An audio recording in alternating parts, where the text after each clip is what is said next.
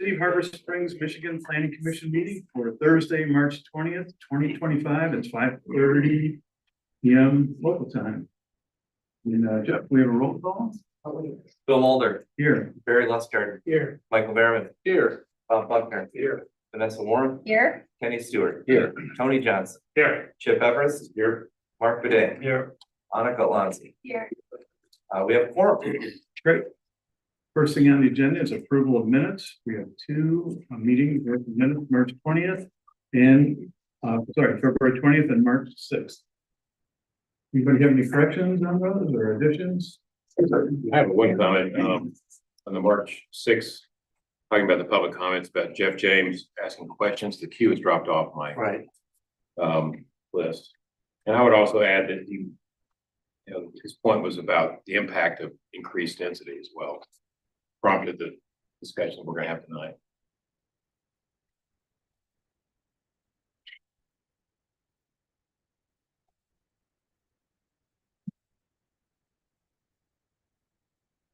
Chairman, I have an item on February 20th minutes. Let's wait for Jeff to catch up here just a second. Sure.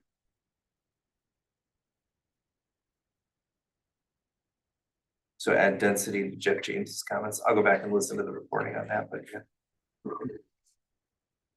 My question is, why do we need the ordinance? Kenny, were you going to say something? When it's appropriate, I'd like to comment on a potential change to the February 20th minutes. Whenever we're ready. Ready. Right. I may be mistaken, but I remember after reviewing the 800 Pennsylvania Avenue, we gave a conditional approval, not a approval. And it was based on verification that the underground drainage plan was endorsed by a professional We did the DPW. DPW.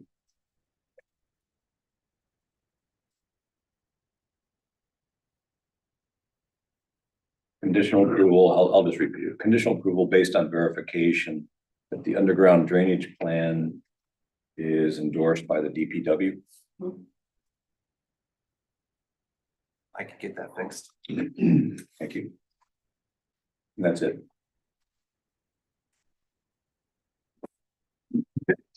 Any other corrections or additions? All right, how about a motion to approve both those? I make a motion that we approve both of those minutes.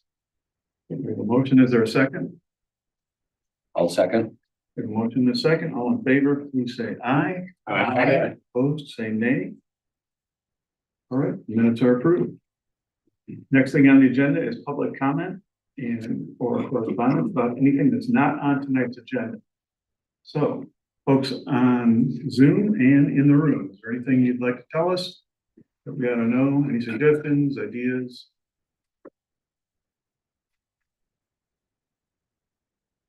Anybody on Zoom raising their hand? Not at this time. Okay, great. Well, then, let's get on to new and old business. And the first thing on the agenda is a presentation on density. At the suggestion of Jeff James. Thank you for that, Jeff. And Jeff, should I push the button over here? You see if that takes over and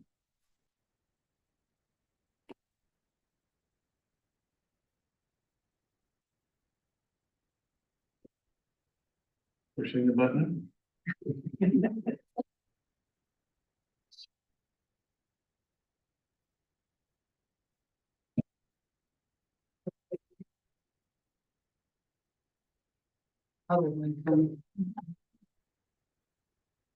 Okay.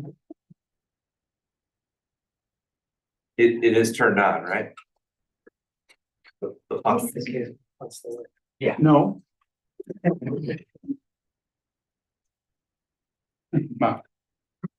So what do we got on the screen right there, Jeff? This is what we put in the packet as placeholder. Oh, that's a presentation.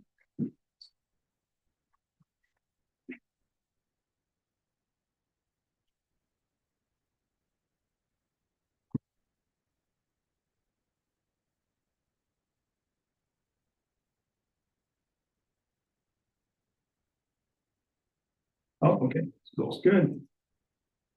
Okay.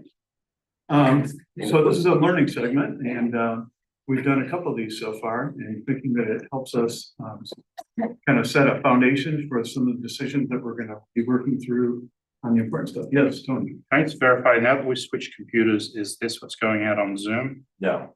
Okay. So that's the one limitation we have. This will be presented to the people here, but we will take a copy of this afterwards and we'll put it on the website with the other stuff regarding our process here. Okay. Now, there is a chance you could turn over control to me. I'm on Zoom. Oh, no, share. Share, enable share screen. Then you have to just bring up your file. Brought it, but I need to figure out. Hit share right there. Is not turned on, sharing is not turned on, so. Jeff, did you turn sharing on? My only concern is my only choice is all participants. Let's take that risk. Can you make Bill a co-host? Yes.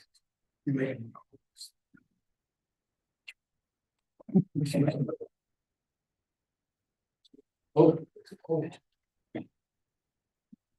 Yeah, Bill.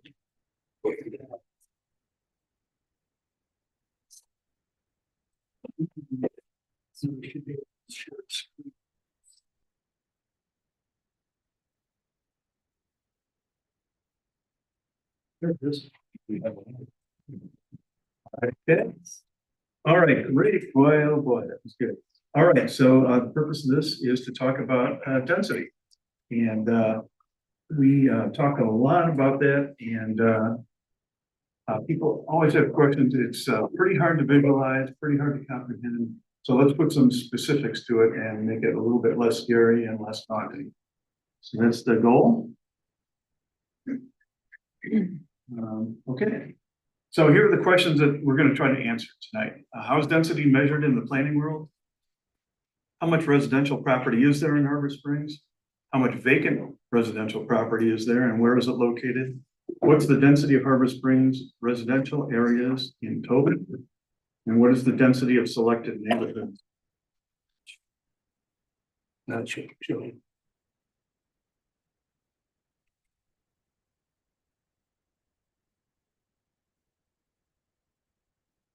I just, for the folks online, sorry, we just lost, it's not on the screen anymore. It really needs to be.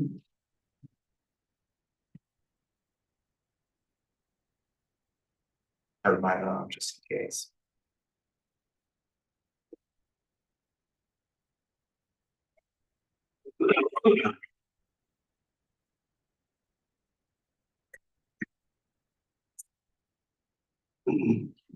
No, I'm seeing his screen share. Yeah, I know. Oh, you know what? I can just try and project it. Can we just push it one more time before we go and do anything electronically? Okay, Jeff. You got mine. Okay, mine up.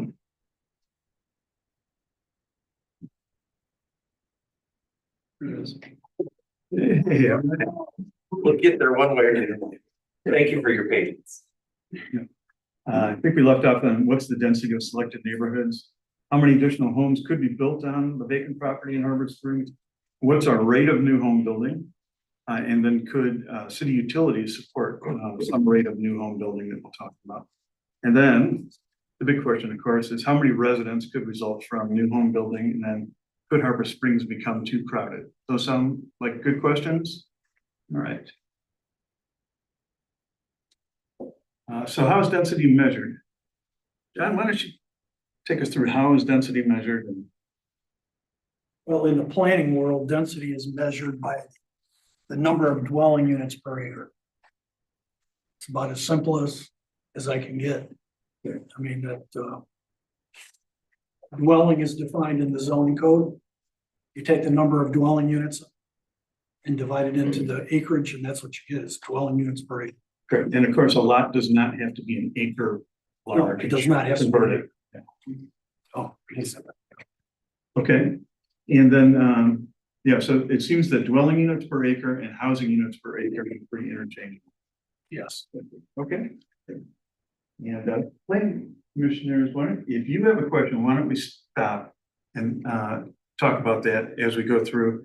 If people in the audience have a question, let's think about it. I don't want to lose the flow, but, it's important and I'd love to have it be interactive. Okay. So here is the property breakdown, in Harbor Springs of residential districts. So Jeff, can you tell us about, the data that we have and how this is organized?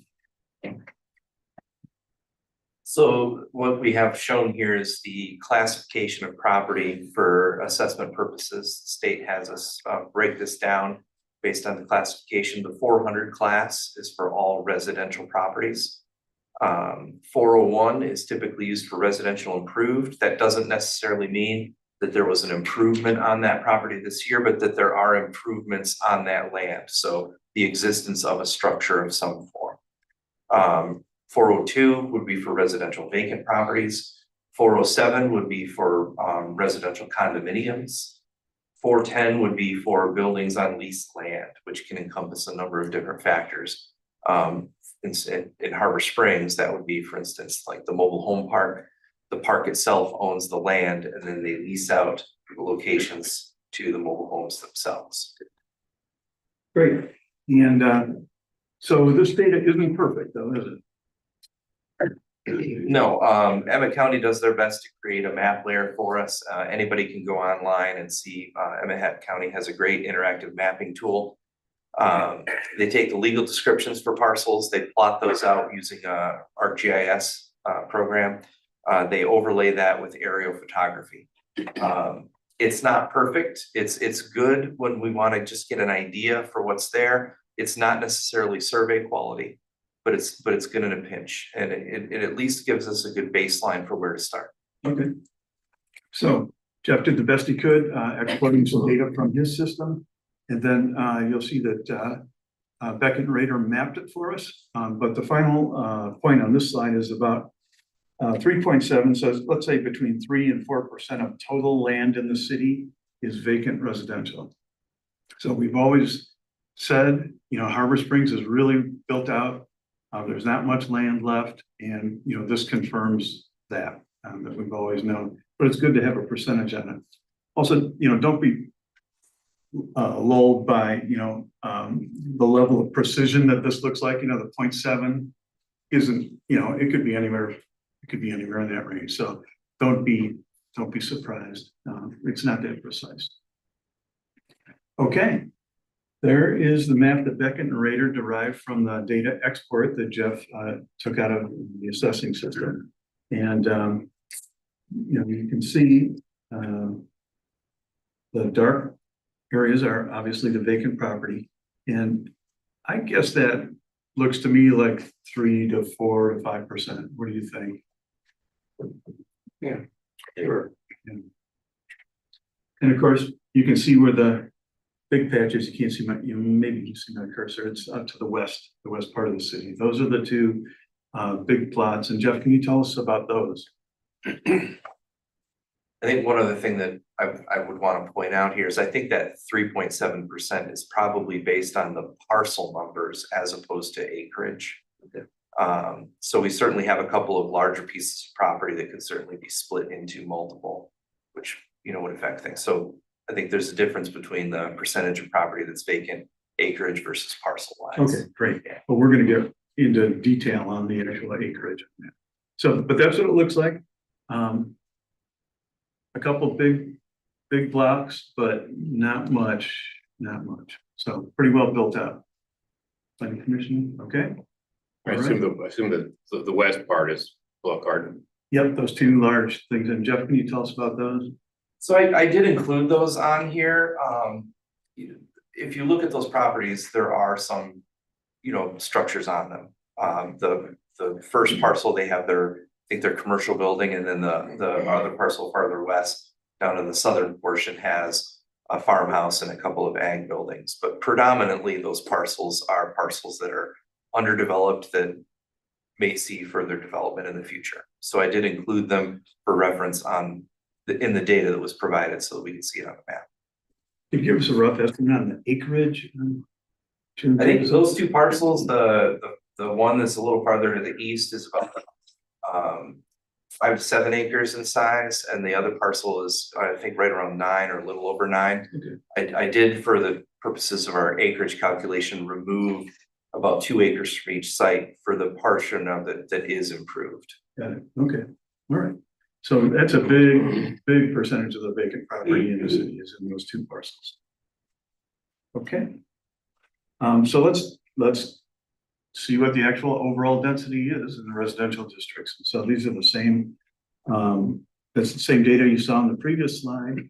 And now we've added the number of housing units and calculated the density. And the answer is our residential density in Harbor Springs is 3.59 housing units per acre. So that, John, how would you describe that density? Suburban density, small town? I would say it's Rural. it's somewhere between rural and low end suburban. Okay. When you're talking 3.5 acres, it's very low density. And it's more on the low end of a suburban scale. Okay, all right. So, remember that 3.59 as a reference point. All right, now we're gonna have some fun. And we're gonna guess the density of some various neighborhoods in Harbor Springs. So planning commissioners, you'll be the guessers, and we can add the audience too. So this is Layton Park. So this is the 12 blocks or 15 blocks north of Harbor Market. And so you can see the aerial picture there. Do you have anybody want to hazard a guess as to what the density might calculate out to? 7. It looks like light suburban. More than 3.59. More than 3.5? Okay, I say it's less. okay. We got both ends covered. All right, I think it's a lot more. more than 3.5? Yes, that's one of the most dense areas of town. Here it is, 3.9 dwellings per acre.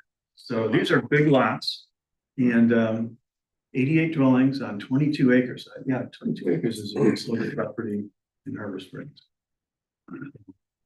And you can see some vacant, you know, at least when the photo was taken, there are some vacant lots. But not many. Okay, want to have another one? All right. How about Hillside Apartments? I'll give you a hint, this is one of the densest areas that we have.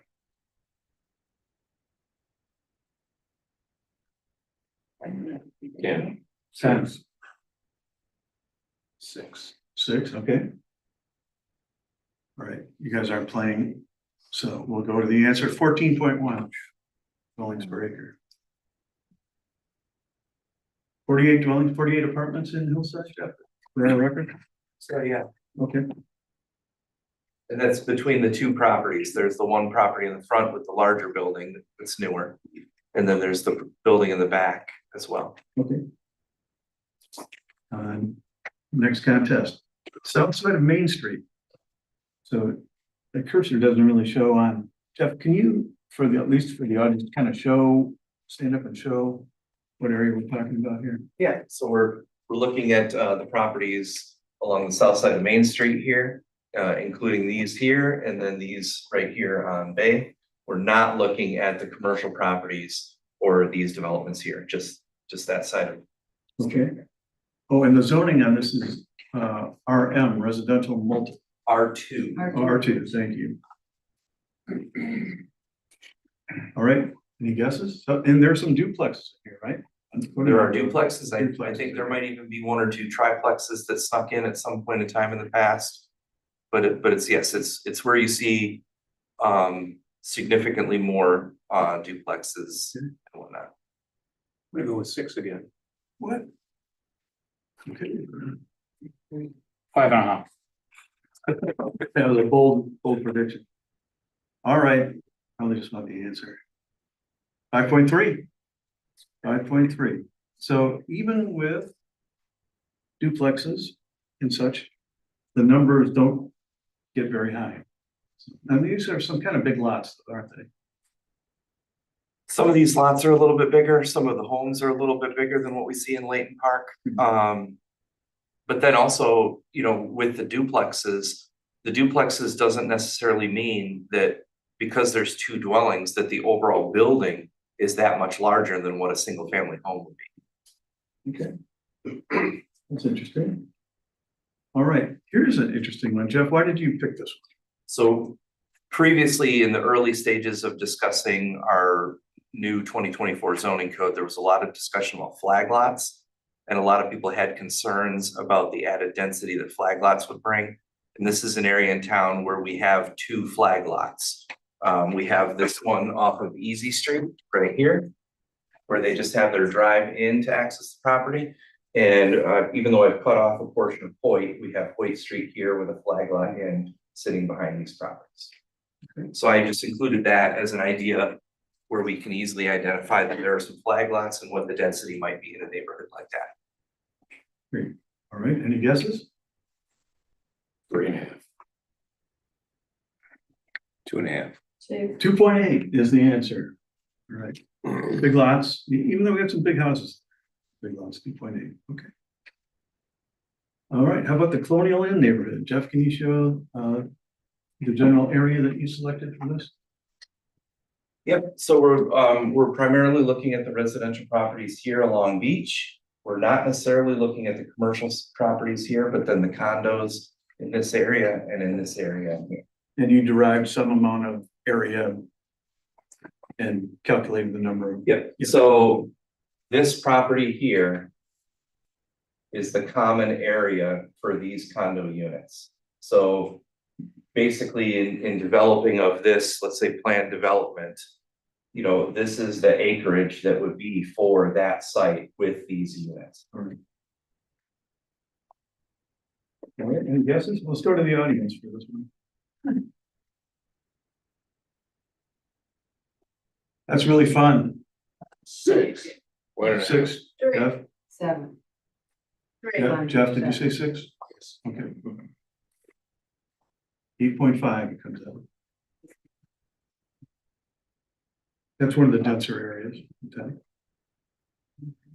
Okay, here's the best one of all. West 2nd, 3rd, and 4th Street neighborhood, also called Southern Crandall. Southern Crandall's addition to the city village of Little Traverse. Was that what it is? Yeah. Yeah. Southern and Crandall. Southern and Yeah. Crandall. Okay, and so, you know, our oldest and most charming subdivision in the neighborhood. I think another key important part here is these lots are the smallest platted lots in the city of Harbor Springs. Each of these lots are 52.8 feet wide and I believe 132 feet. Okay. And it was a model for the lot width that was selected for the repealed zoning code. Because the planning commission people thought that it was one of the most charming and attractive neighborhoods that we had. So here it is. What do you think? There are some vacant lots, you can see them there. So it's not completely built out at this point.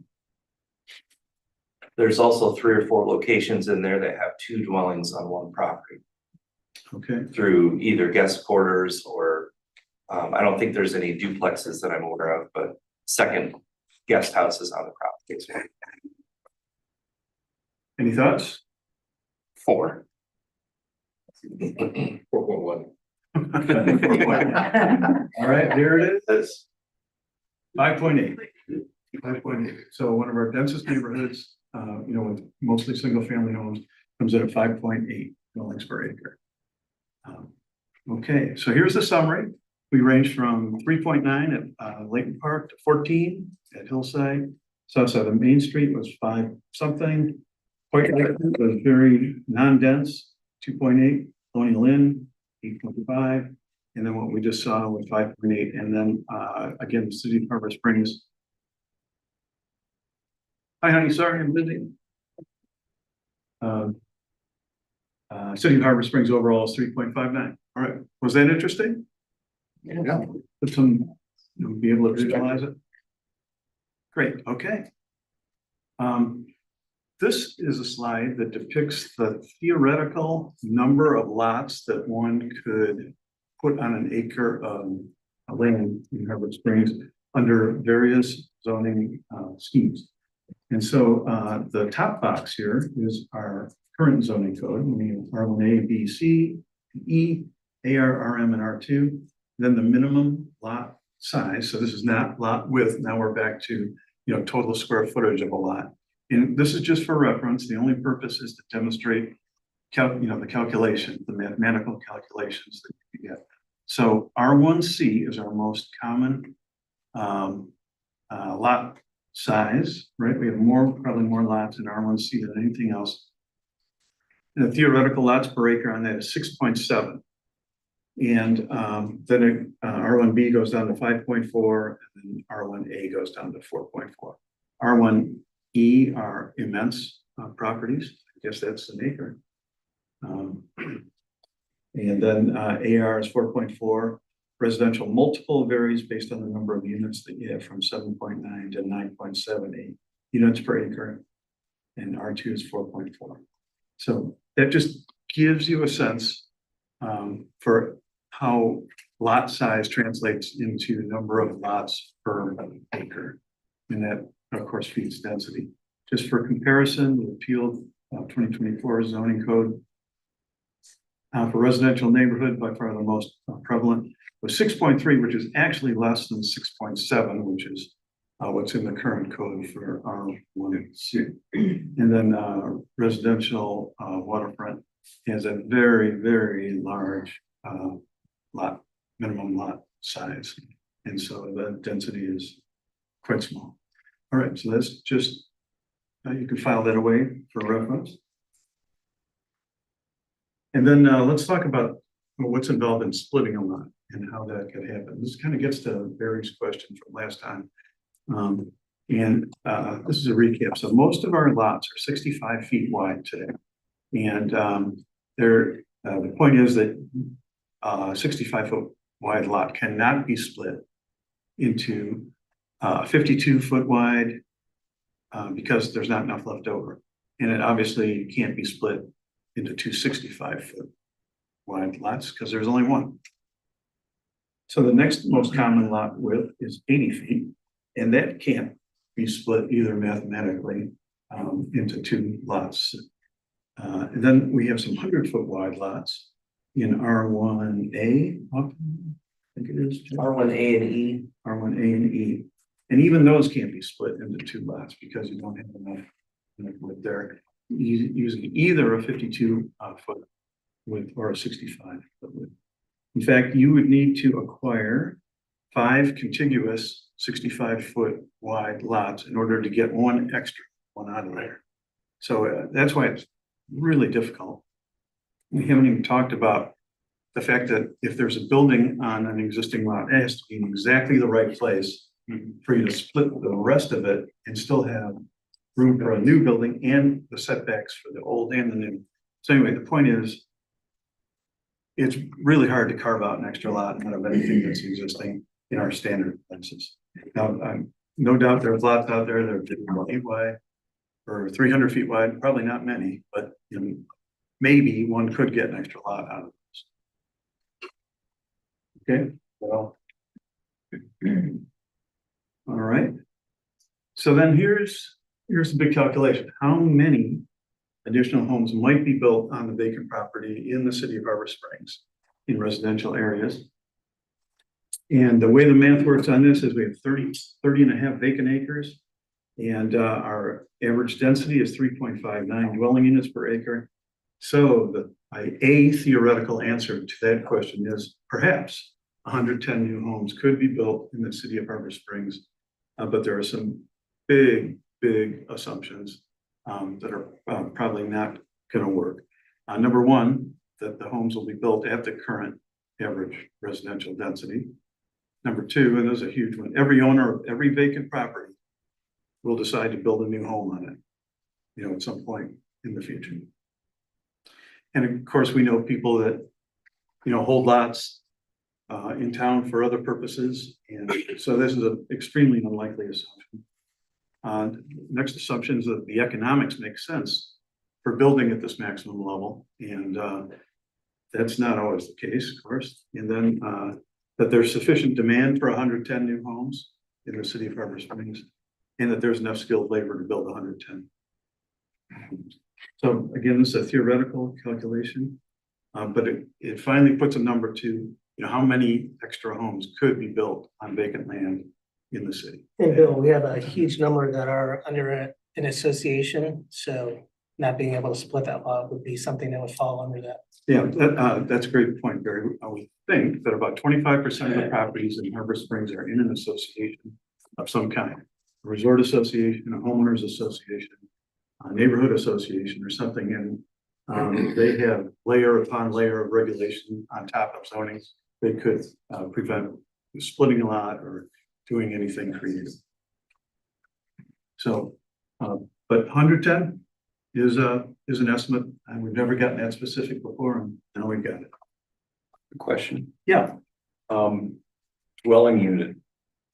Is that a building for single family occupancy, or is that a duplex, or? how do you in this deal with that? calculation, you figure one, what do we call them, John? One dwelling unit is one household. One household. Yeah. Yeah, so, yeah, some of these could be duplexes. They'd be a little bit higher. You might have 2 dwelling units in that count. All right. Well, let's talk about our rate of new home building in the city of Harbor Springs. Here it is, post-COVID, 4 full years since, beyond 2020 when everything was frozen.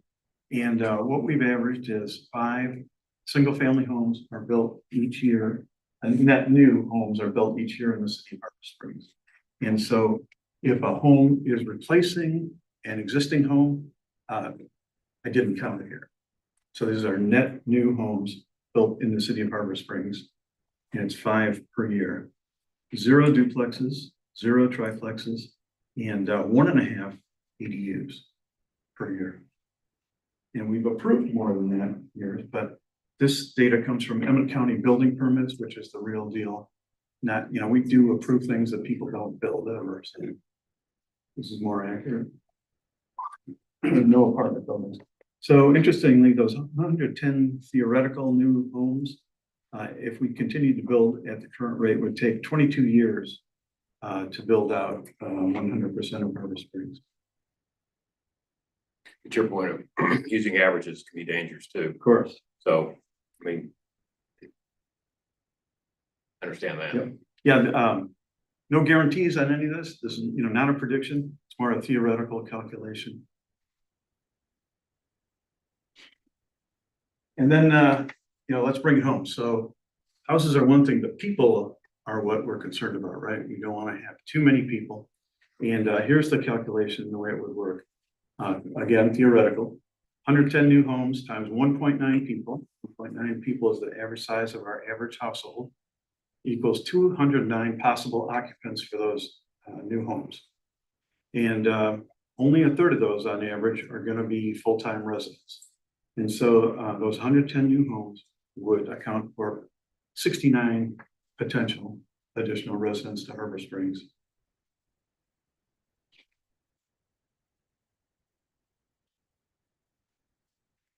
Any thoughts on that? We're also down residents compared to 5 years ago or further. Barry asked if we were down residents. Yep.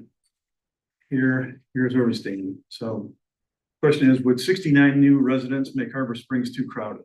Or would even 209 additional residents make Harbor Springs too crowded? And here's our latest census. The census occurs on the 0 years. So our historic average is in the mid 1,500s. We dropped in 2020 to, we're down about 300 residents, down to mid 1,200s. And based on the latest, it's called the American Community Survey, which comes out between the 0 years. They show us down now to 1,015 residents. And so we could, if it's true, we could be down 550 residents from our historic high.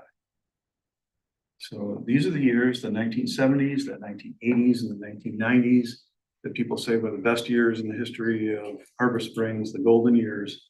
And we had 1,500 some residents. Now we've got 1,000. So the question is, could 69 new residents or even 209 make Harbor Springs too crowded?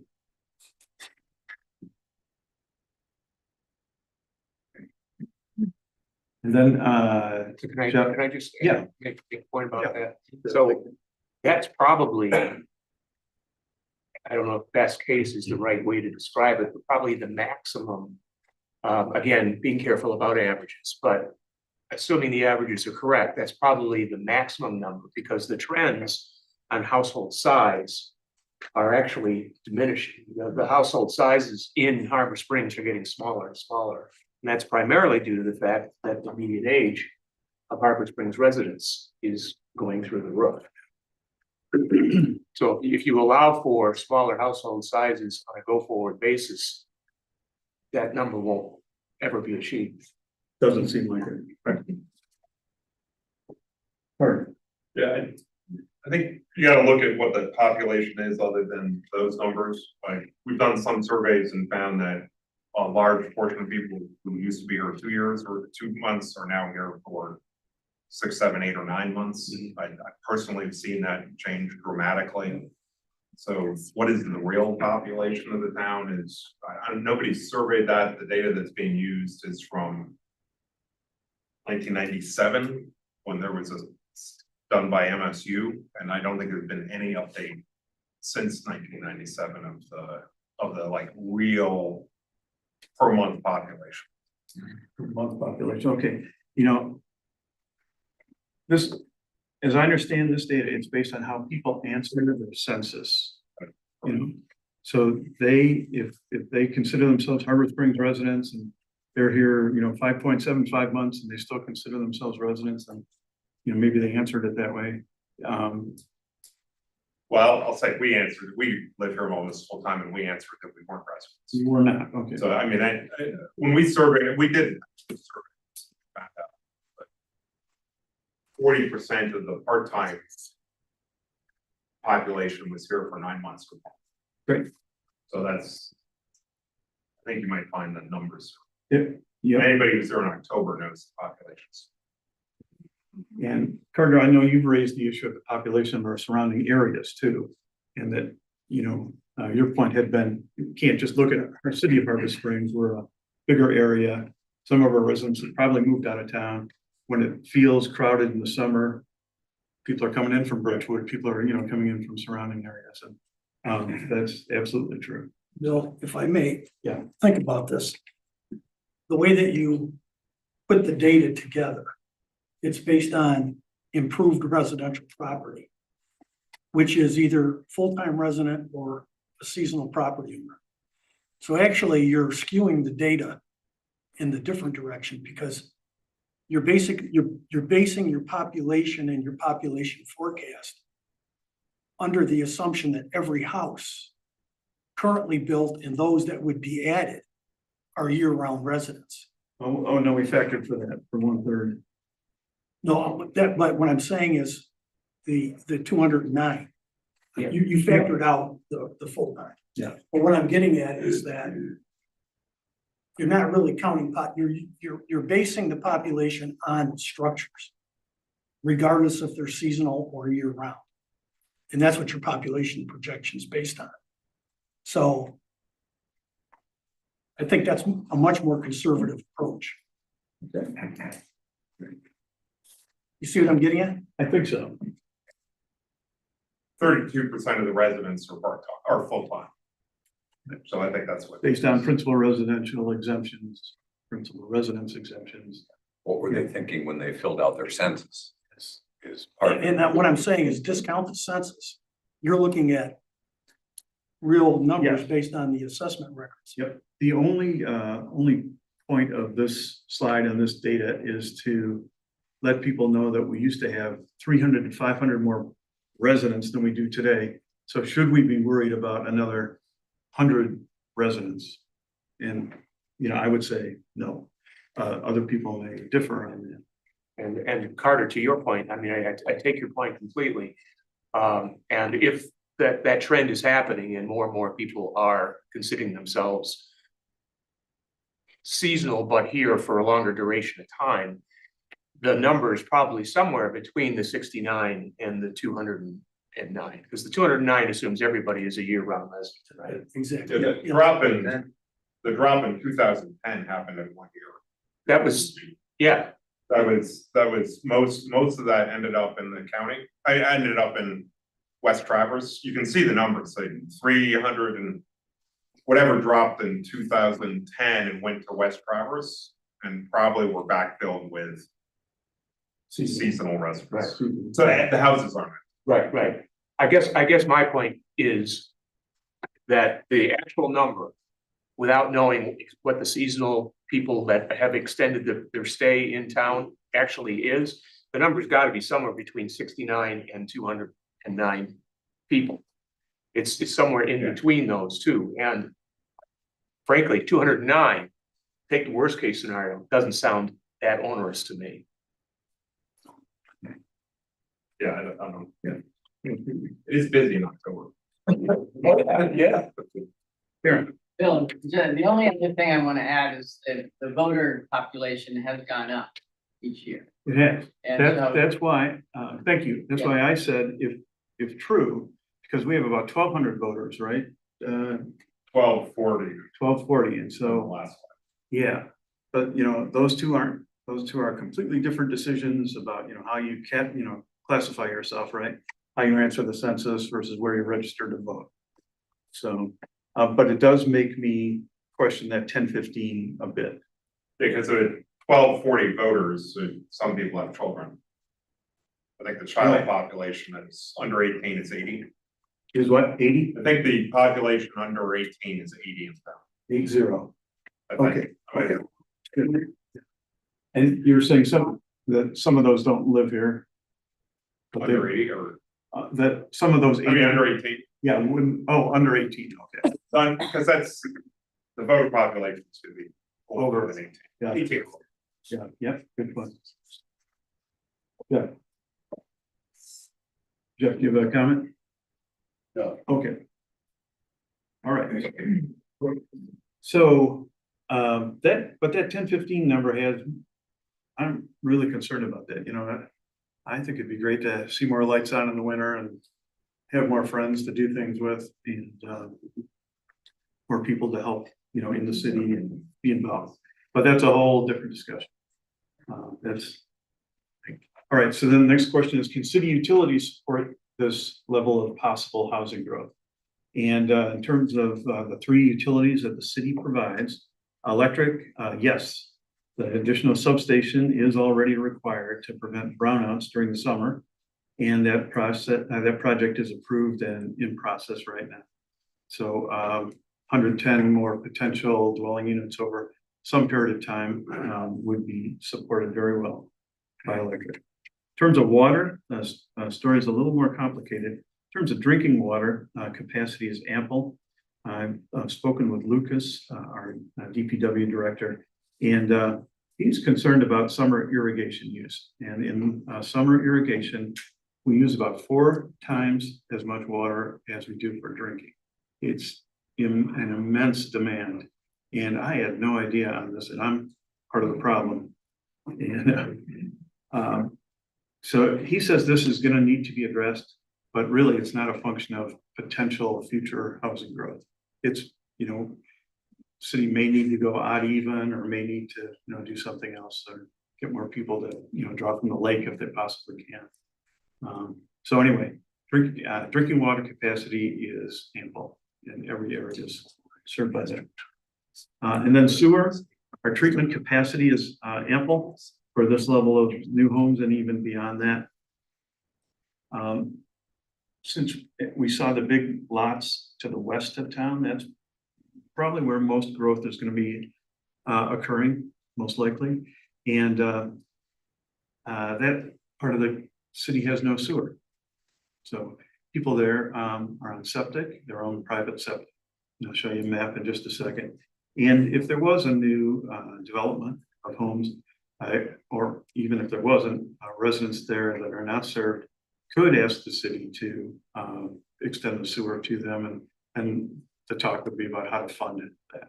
So here's the map. And so you can see the pink part is it's called sanitary sewer. Pink part is where the city's sanitary sewer system serves. And so you can see west of Ann Street and kind of west of Woods Drive. And I guess that's maybe a little bit of Second Street there. Other than that, people are on their own for septic. What's the date of this data? How old is this? The date of this map, Yeah,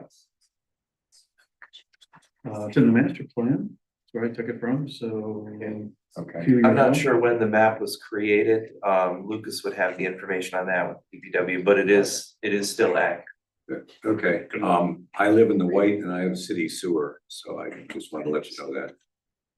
Are we charging you? Yes. All right.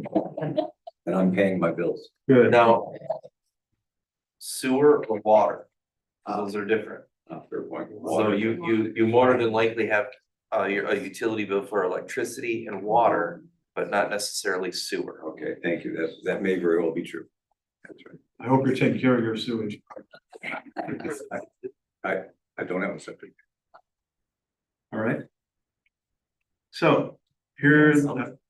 Not sure where it's going. You know, now, but where it says that we're on sewer, maybe in parentheses, the caveat would be except for July and August. When I was on the sewer board, unless they've added to the facility, we were at 95 and 100% 8 years ago. For That hadn't treatment changed, or and for Bear Creek treatment or- Township is on the same deal, and they're building over there also. So you would know more being on that board, but I learned that there's a difference between pumping capacity, to get it out of Harbor Springs, and then the treatment capacity once it gets there. So I don't know the 5 points. You probably do more than I, so. I don't want to get real graphic here, but yeah, there's a charge for them to come in and take the sludge away. And we're having to do that more often. All right. It's more expensive. And then on the last one, I guess since I'm talking expansion of sewer, that's a bond issue to increase that because of this new so-called density, which I don't know why we need it. But anyway, go ahead. Thank you. Well, yeah. All the finances would have to be worked out if the sewer system was to be extended. If any growth was to occur where there's already sewage capacity, then there wouldn't be any extra, construction or anything like that. All right.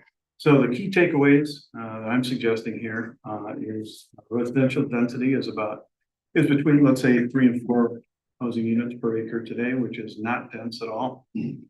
Vacant residential property, we have about 30 acres perhaps, which would be a small percentage of the total city area.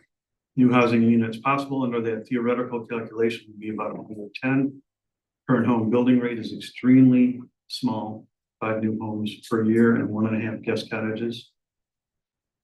Time to build 110 new homes at that rate. Again, another completely theoretical calculation is about 22 years. Could sewer, water, and electric support 110 homes? Yes. And would there be too many people? Well, this is purely an individual judgment issue. And but the only thing we can compare it against is, could 69 more residents make Harbor Springs too crowded? Could 200, could 300 make it too crowded? I know there are people who say, not one more home, not one more person. You cannot accept, anymore. And I know that is a feeling out there. And then conversely, there's a feeling like, we got to get some more people. Let's keep this place going. So it's pretty interesting. All right. So that's what we learned about density in Harbor Springs. Any conclusions? Yeah, I think, the way you looked at it was great. As I was thinking through that process, I thought, what's the theoretical maximum if the whole residential area was reduced to the smaller size lot that had been in 439?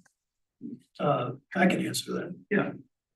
The minimum, the small lot size that was in the repealed ordinance was based on the, what's the name of the subdivision? The Southern and Crandall. Southern and Crandall, which is 52 feet wide Mhm. by 135. That minimum lot size is actually larger than the minimum lot size that's in the current code. And that's why the density is different. If you look on the chart, the Crandall subdivision is R1C. 6,500 square feet is the current minimum in the current code, which is 6.7 units per acre. In the repealed code, which was RN, the minimum lot size was 6,864 square feet, which was larger, and therefore the density was actually lower. Yeah, so I see it there now, so 6.3 Right. per acre. Could we extrapolate from that a population? Add two to it, you're talking 12 people. Your average household size here, I think, is what, 1.79, 1.9. Round it to 2, multiply it times 2, you're at 12, 13 people per acre. Per acre, and how many acres are in the repealed RN? I don't know that offhand, Tony, we could get that by running the same analysis, but it was pretty much the same area that the RN was the R1B and the R1C. It'd just be an interesting academic exercise to see what the theoretical absolute maximum would be. Yeah, I don't, Well, one thing that I think we can look to here is some of the neighborhoods that are changing in the minimum size. 'Cause we certainly talked about R1C, where that actually is increasing in the minimum lot size. We do have, like R1B and R1A that do require slightly larger. But if we look at the theoretical lots per acre, for R1B, for instance, which would be like, let's say, Bluff Drive, West Bluff, East Bluff, Summit Street, that neighborhood. Right now, they're at theoretical, if there was complete infill of all sites being full of homes, at 5.4. And under the revised code that was proposed in 2024, it would have gone up to 6.3. So 0.9 new homes per acre, the old code compared to the new code. but of course you can't do that because their lots Right. already exist and the homes are. Right, of course. So, yeah. I have one comment. Go back to one of the very first charts that showed those brown vacant areas in town. And this is, I'm not arguing any specifics here, but I just want to bring this to everyone's attention. You've heard me talk about this before.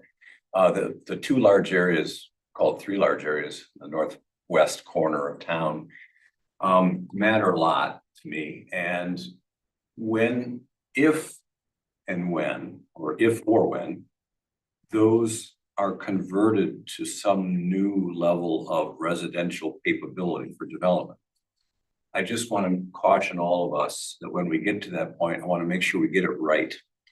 Because the whole idea of building only so many homes over so many years would not apply if we open the floodgates to a new residential development in those areas. And again, I'm not advocating anything specific right now, but I just want to have everybody keep that in mind when we get similar to that other part on the far right that looks like a shoe. It's much smaller, but whatever the rules are for the city would apply to that area, and then the development could potentially happen all at once rather than over time. So I just want us to keep that in mind.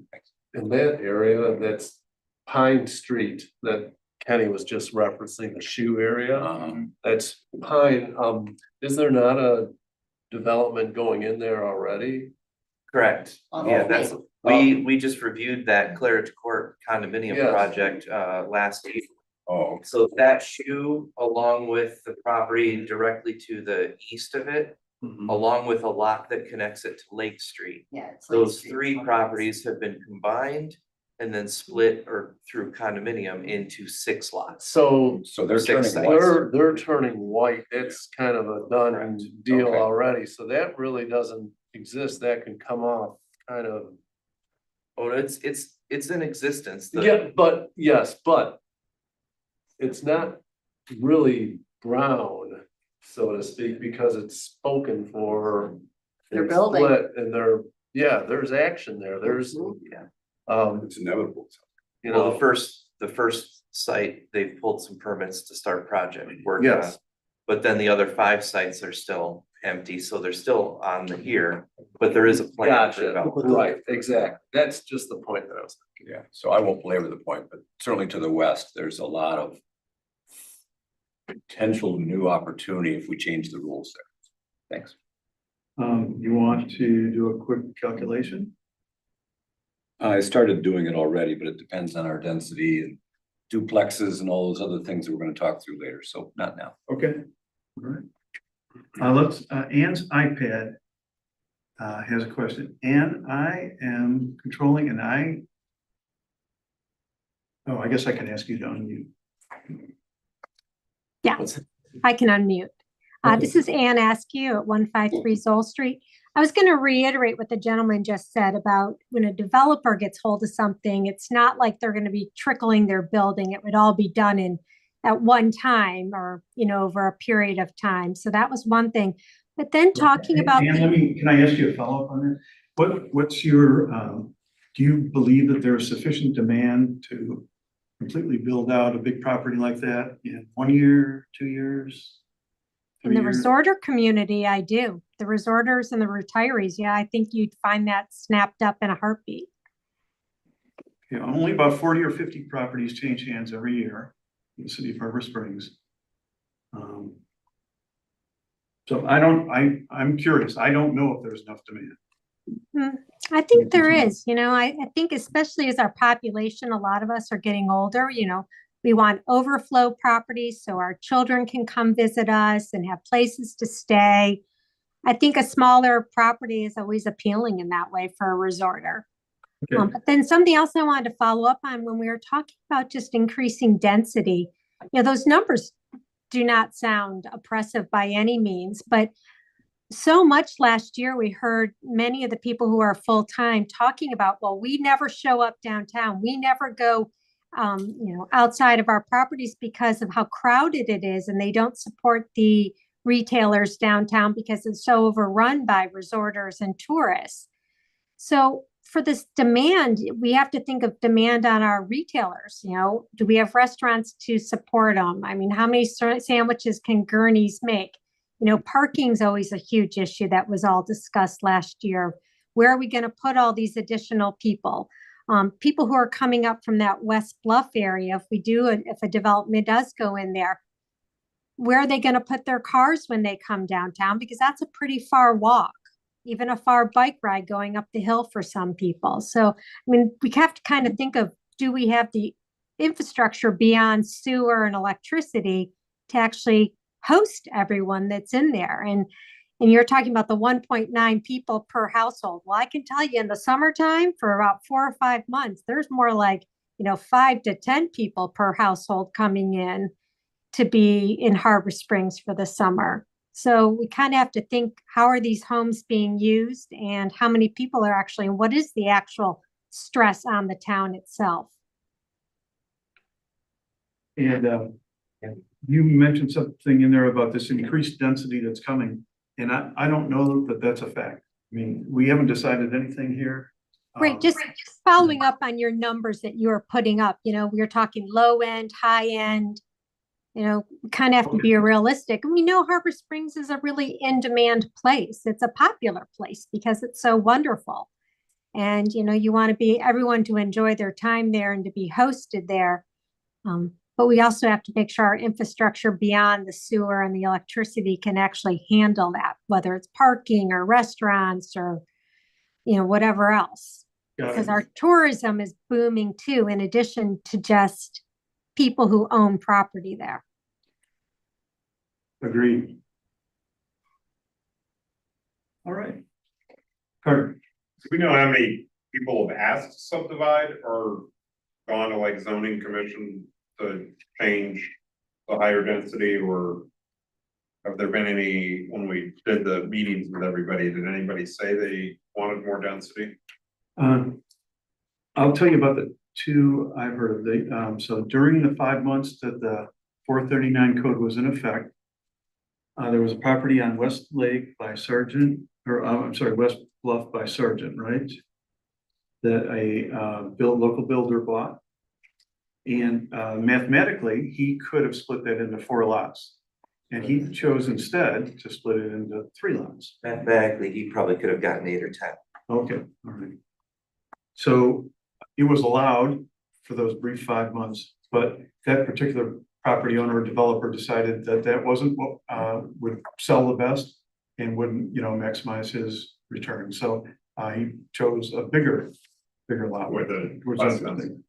So that was interesting. And then there was a property with a pretty poor condition house by Harbor Car Care, and that was advertised as splittable into 3 pieces during that brief 5-month period that the old code was in effect. And I was watching that to see what would happen, and it was bought by a family. And the word is small town. Word is that they're going to just build a big single house there. So the demand seems to be for bigger homes and with bigger lots, actually. Jeff, do you know of any other? Well, I'd like to just back up briefly about the property on West Bluff, because that was, that's whole split and everything that happened there was under the 2005 code, not the proposed new code. Again, the new code does not allow for higher density as far as the number of lots that can be in an area. So all the numbers I was talking about was under the 2005 code. Okay, I thought he bought it in those 5 months. And He made bought it split. during that, but his lot split just came in recently. It was under the. All right, we should have gone right to Jeff in the first place. Miranda. I want to back up a minute on the West Bluff or the area. I'm just going to refer to it as the Bluff Gardens area that we're kind of, nobody's bringing it out here. Is that what you're referring to, Chuck Grimm? Is that the, that lot was purchased? They were waiting for it to be about No, cultural issue of the zoning. I'm talking by Sargent Street. Back to the Bluff Gardens. Please do. I don't know, and I would think you would know here with transparency if they are planning on, it's still showing brown, but also the whole area that, the Summers area off of Pine Street. That looked like it was available, but that's already being bulldozed and building, so is Bluff Gardens. That shows brown too. Has that been spoken for? And that development would be done in one fell swoop. You're gonna get more than 69 people right there. And I will guarantee you, they're not coming from Michigan at the price because of the building of these smaller homes, but they're gonna be a couple million, and don't come from, they had already proposed people and talked to people in California and places like that that would like to come in and buy. It sounds like you know more about it than I do. We haven't seen anything, have we, Jeff, on the request or? There's a buyer from Bluff Gardens. He has not come to you guys yet. He is doing the plans and all that. I don't quote me on this, 20 houses. 20, okay. They haven't come before the city. No. Well, it's gonna be more than, I think 69 people is kind of a.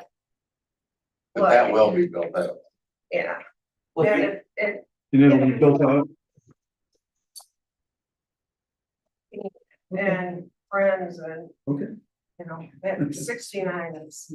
I think another thing to keep in mind though is when a project is approved, they're not gonna come in and build however many they're gonna build all at one time. There's gonna be a rate of absorption into the community. A good example of that is right down here in the corner of Bay and Zoll Street, we have Bay Street Cottages. Those were approved 20 years ago. And I think the last one was just recently built within the last couple of years. So, There's still. Yeah, but Is there still, yeah. But again, when a project sells, they, they may hope to build as quickly as they can, but there's still going to be, they have to reach out and find buyers, and that's gonna take time. They had found buyers. I think it was very in demand. We also need labor to build it. Okay, yeah, well, that'll be so interesting to see what develops there, and you'll see it here as it unfolds. John, Is the property that you just mentioned, is that an Article 10 potential development? anything? Land development? We don't know, we haven't decided anything. I know, but I mean, if we're under the new rejected code. Not necessarily. It all depends on what they propose to do and how they propose to do it. If they want to follow the language of the zoning code, whether it's our existing 2005 code, which has rules and regulations for creating splits and lots, following the regular zoning, or going through a plan development process, or under the new proposed code that was repealed for creating regular lots or creating a plan development process. Plan development and going through that process, my understanding, and John, correct me if I'm wrong, is really only needed if you want to do something not necessarily to increase density beyond what the normal density is, but if you want to do so in a way where you want to have, let's say, irregular lots, where you don't necessarily need a lot that's 65 by 100 or something like that. Maybe you want to do lots that are triangle shaped and some different flavor for a feel of the community that you want to do. And so you might go through that plan development process to create a different style of environment for your development, as opposed to putting in a road and having cookie cutter lots up and down each side of a street. It really just kind of depends on that. Does that seem correct, John? Pretty much. And I do think another thing, plan developments is they also used frequently so that people can increase the density of the units, get them closer together to allow more green space. They're not increasing the overall number that's allowed. They just want, like Jeff mentioned, a different format, if you will, but as a trade-off. And so they're not to increase densities, to increase whatever, they're trying to achieve. That's a pretty standard plan unit development approach. Oh, we'll look forward to seeing whatever comes, if anything does come. All right, well, that wraps up this. We better get on to our administrative work. And thank you, everybody who came out tonight. And our feelings wouldn't be hurt if you don't want to sit here and watch us go sentence by sentence through a bunch of text, believe me, but you're welcome to stay. All right, Jeff, I'm gonna stop sharing. I'm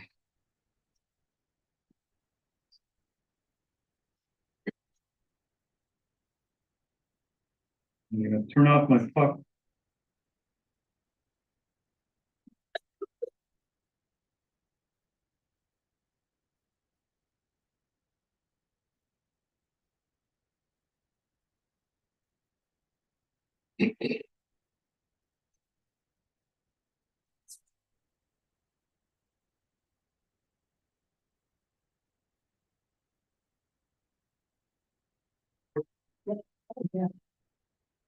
All right, so where we left the story last was, I think, Article 6. And we'll look at the red lines that Beckett Rader has produced for us. So let's open up Article 6 and you see any further corrections that would be needed in the red line items that John has produced?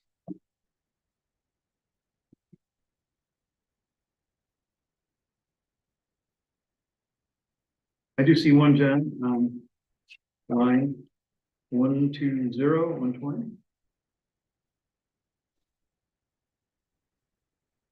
And I think we need the word "and" in there between seats and shall.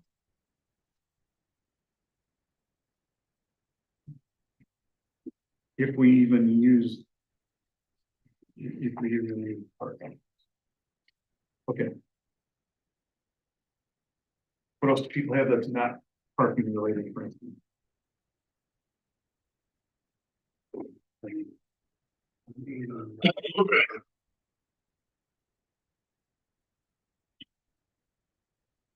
Line 189, John D. But has access two or more streets, it should be from two or more streets, I would think. We, just to rewind a little bit. We went through all of Article 6, except the parking standards. Right. We're coming back. We're coming back, that's what we really, I think what Bill was getting at, is there anything that is in red that we added from the last meeting that I missed? And then we'll go back and do the parking section. You can look at 8. Oh. I got one on line 452. The word is a variety, it was. Space in there, make it a variety.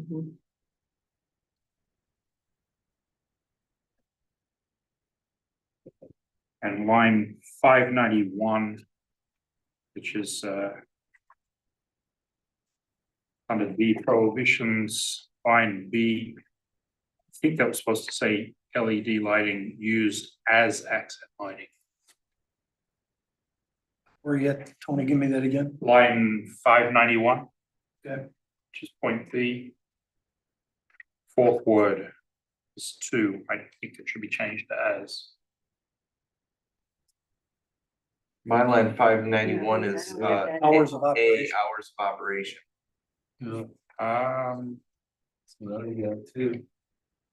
Okay. Well, I might have an older version here then. So I'm in 665D. Okay. Yeah, okay, so it's now 603. LED lighting used as accent lighting on facades. No, I think it should be 2 because as accent lighting would insinuate that the LED lighting is shining through it. And I don't believe our code permits that. It would be LED lighting that would To accent. to accent it. Okay. Yeah. Fair enough. I buy that. I've got a few. Bring them out. All small. 6.3, line 224. I'd recommend we change the word bike to bicycle just to be more consistent. Line 224.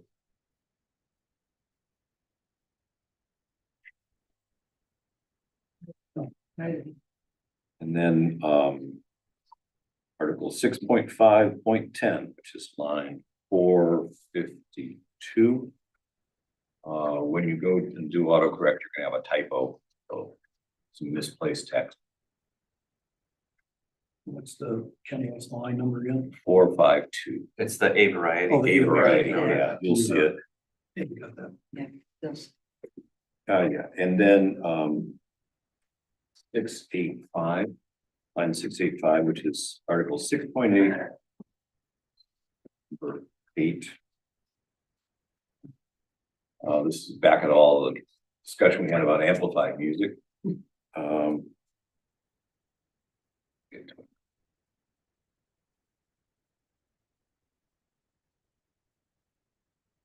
I'd suggest we strike even more, get rid of amplified music is prohibited. And remove other from the second sentence. But that way it just says any music or sound that would violate the city's noise ordinance. If I listen to the ball game on my radio, that's, amplified music. And the point is not amplified or not, the point is it's too loud.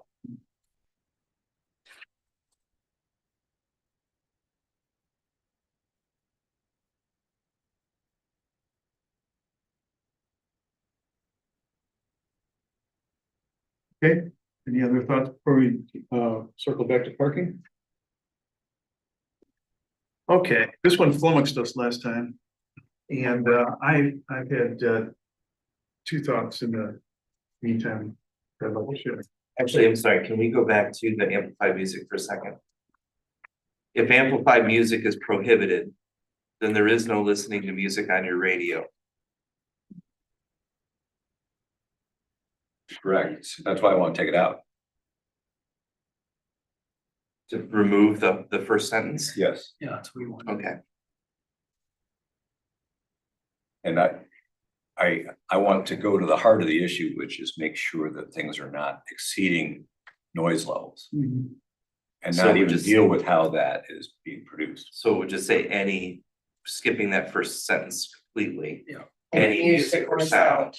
Yes, So we would be okay with somebody playing their electric guitar on their front porch as long as they're 70 decibels or less. Yeah. Okay. Okay. So. Parking. I'm gonna try to state what I think the problem we're trying to solve is, and let's see if you feel about this state. Problem we're trying to solve is to make sure there's enough parking. Now, again, these are in developments, right? It's not just on anybody's regular home. So we want to make sure there's enough parking, but not too much. That net out, oh, you think the problem is, all right. So let me tell you a corollary. Here's a theory I'd like you to roll around. That is, John gave us an example of too much parking with big box stores in Petoskey. And that example is so far removed from our reality that here's my theory, that property is so expensive and so precious that people are just not going to build more parking than they need. How do you feel about that theory? I would agree with that. I agree too. Mark, you probably see this all the time. When Yeah, but what if they don't plan for enough parking and that creates other issues? I'm kind of chipping away at, do we need a maximum? Do we need maximum? Like, could we say it's, market driven, it's gonna self-correct, that people just aren't gonna frivolously pave over property that they don't need to? It's pretty reasonable. So you see this stuff all the time. They might, Okay. they might, they're not doing it now, but they might. They might buy a building downtown, take it down and put in parking. We just don't know that that won't happen, and I want to make sure that we're looking forward as well. I think your statement is very correct for today.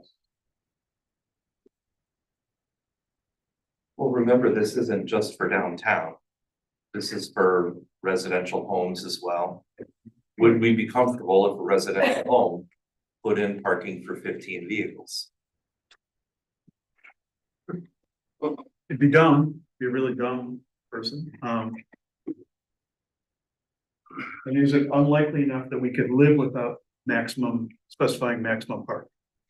And just let the market work?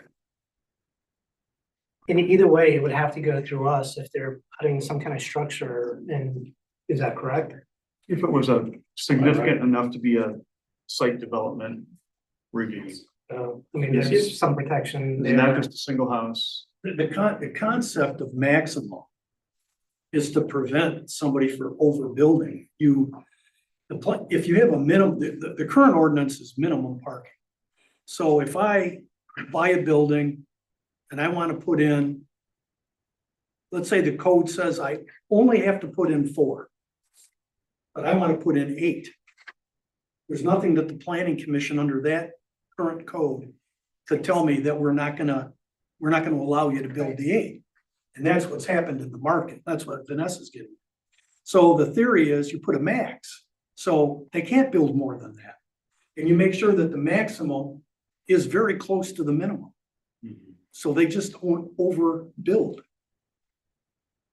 I'm looking for a way to really simplify this and then put in regulations that. So are we chasing an issue that's a non-issue? I mean, Jeff, is there any instances where in your opinion, somebody overdeveloped parking in Harlem Springs? Because it strikes me, to your point, Bill, that the economics don't make sense for you to basically demolish a building and then replacing the parking. In the, But now it doesn't make sense, but it's not to say it won't. And yes, it's not happening in Harbor Springs, but it is happening in Michigan. so down. So It's- would an example be downtown, someone bought a building, they own a building, they buy the adjacent building. You take down the newly purchased building and make a parking lot to increase the maximized use of the one they already own. Is that what you're getting Yes. at? Okay. And it's happening. In your current code, parking in the downtown is exempt. But it doesn't mean that somebody can't do it. It just says that a person doesn't have to provide parking, but it doesn't say that it's prohibited. That's what Vanessa's getting at. So let me play out Vanessa's hypothetical. The house that's being built next to Shea Park, it's underway now. I don't know who owns it, but let's say it's such a great looking house that someone else buys it. And then they turn all that property that's on Bay Street into a parking lot to make some extra money during the summer. But I don't know how many spots, let's say a dozen. And then they charge money because it's great parking. Are we okay with that? I don't think we would see that under this. Yeah. If we didn't have maximum parking for residential, then would that be possible? And again, this, That's a commercial. this article only Commercial use in residential areas, so commercial, so back to Vanessa's concern.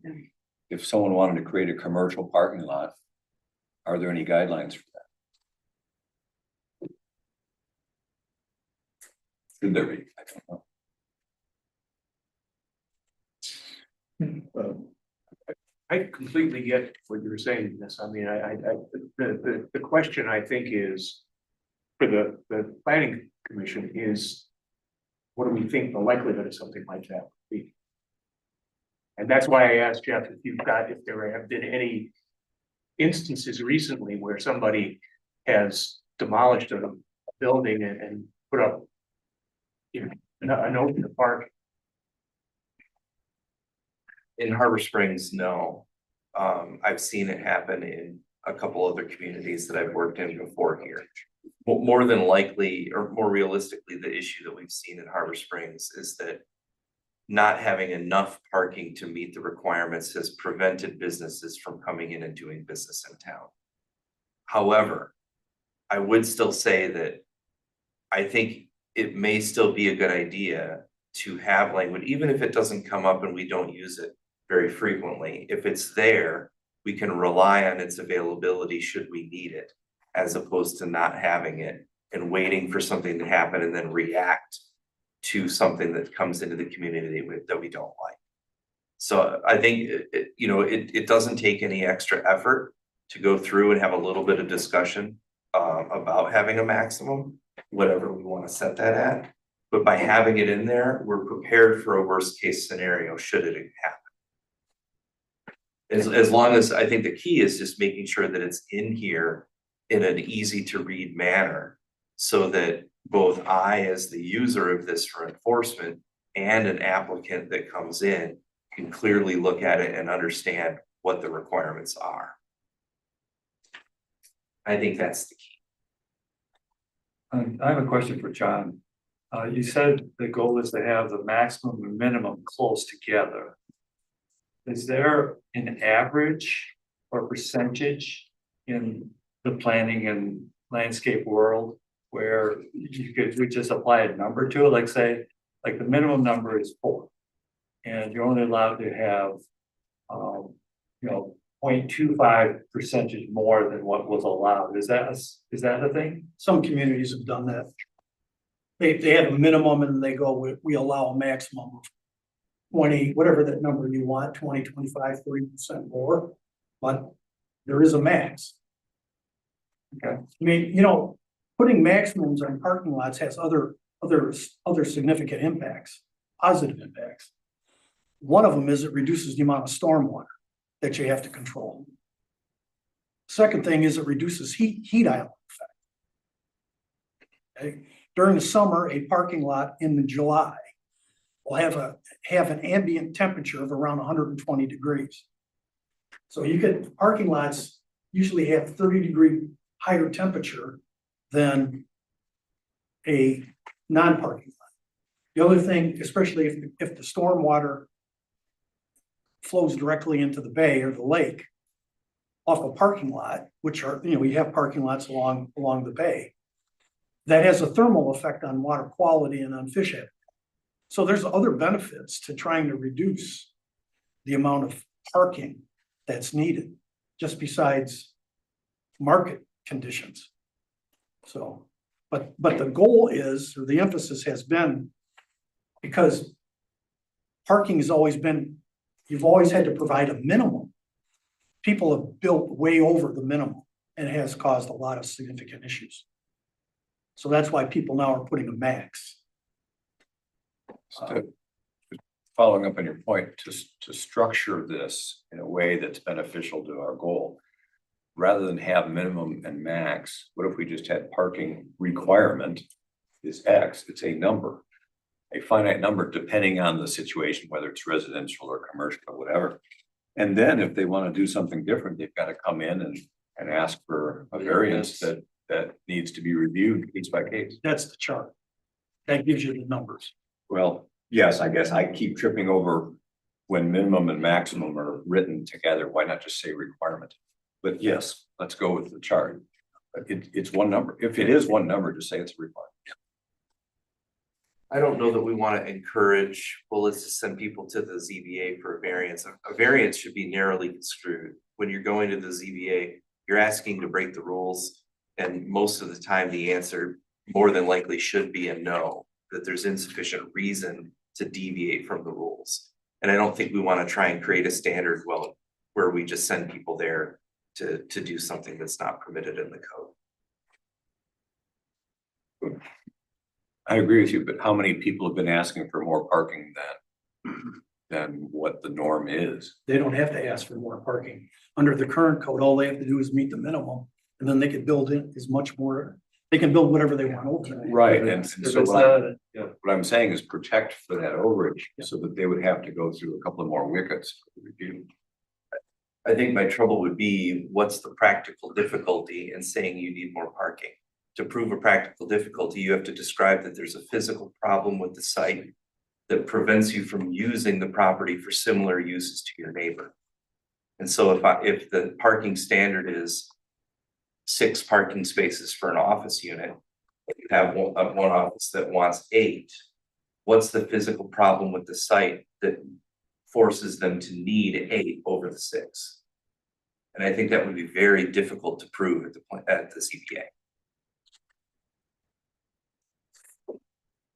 Karen. So with an STR, if you had 100-foot deep lot and you had a 6-bedroom house, and you said to Jeff that 6 couples are coming in, they each have a car. And so the rest of that lot would then become a parking lot. Would that be something that could occur?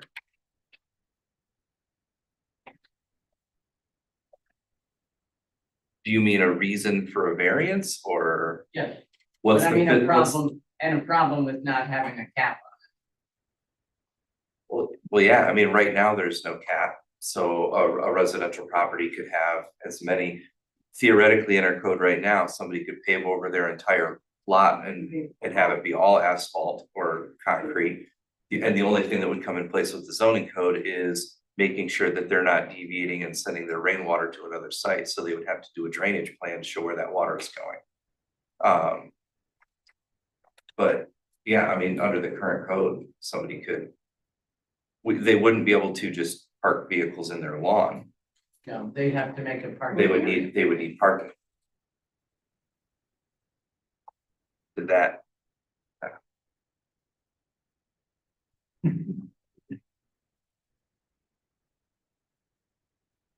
Okay, any other thoughts on this one? I mean, I think a chart is pretty straightforward and readable. In the case where it doesn't list You know, there's some cases where it just lists one. One space per whatever, I'm assuming in those, that's both the minimum and maximum. Yes. So, and there's some cases where there is a different minimum and maximum. I think it's pretty straightforward. And it's in plain English, it's in chart form. I don't know enough to, for example, should a funeral establishment have 0.25 per occupancy? I don't know, I'll be honest with you. I don't have data on the number of people going to funerals. But I think the chart is pretty straightforward and, you know, I don't think there's that. I just don't want to lose the max. No, but there is a maximum. There is on this. There is. Every one of them has a minimum and maximum. Sometimes they're one and the same, sometimes they're different. I don't see a problem with it. So if I read the chart, it says on a triplex, it's 1 per unit plus 1, so that would be 4 spots for a triplex, where there would be potentially three families living in it. That doesn't seem like it's enough. But you know, again, the numbers don't have a point of reference. So Chip, I might be wrong about this. My memory may not be serving me well, but I think the parking spaces don't include garage parking space. Am I right about that? They can and cannot. If you have a garage, In here, I think though, it doesn't. I think it says in here, if you have 2 parking spaces in your garage and the requirement is, in your instance, 4 parking spaces, those 2 garage spaces don't count towards the 4, I believe. That's just a couple of lines above the table. So that kind of, yeah. yeah, no, it's line 126. Parking in the garage do not count towards the maximum number of off-street. So in that instance, Yeah. Chip. But I mean, I take your point. If it doesn't count, or if it did count, that would be not sufficient, I would think. I would agree. But go ahead, sorry. Oh, that's good. Well, to Mike's point, looking at this chart, if I was designing any building that's listed, any function of building that's listed in here, I could go through here and I know what I got it. It's very readable, very straightforward. So just from a professional standpoint, this works. The numbers, that's another issue, but as far as its format and the usability of it, it checks all the boxes as far as I'm concerned. And I guess to Chip's point, that's certainly, I absolutely get that. Is that an instance where someone would possibly seek a variance? The minimum and maximums listed, it's not going to work for this site. This is the practical difficulty. These are the physical limitations.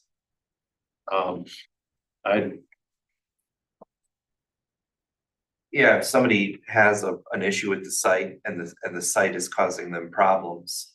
I'd be hard pressed to think of a situation where you have a physical problem with the site that would require you to have more parking. Usually we see variances. I could certainly see a variance request because there's a physical limitation of the site and they can't provide less parking. Where they ask for less, but Gotcha. you don't. Right. Okay, all right, I give. I'm gonna, so we have some professionals on the board here. We have Mark, Vanessa, Jeff, and John. And they say, Mark says he could read this table to determine what he would design. Vanessa said we need to protect on the high side.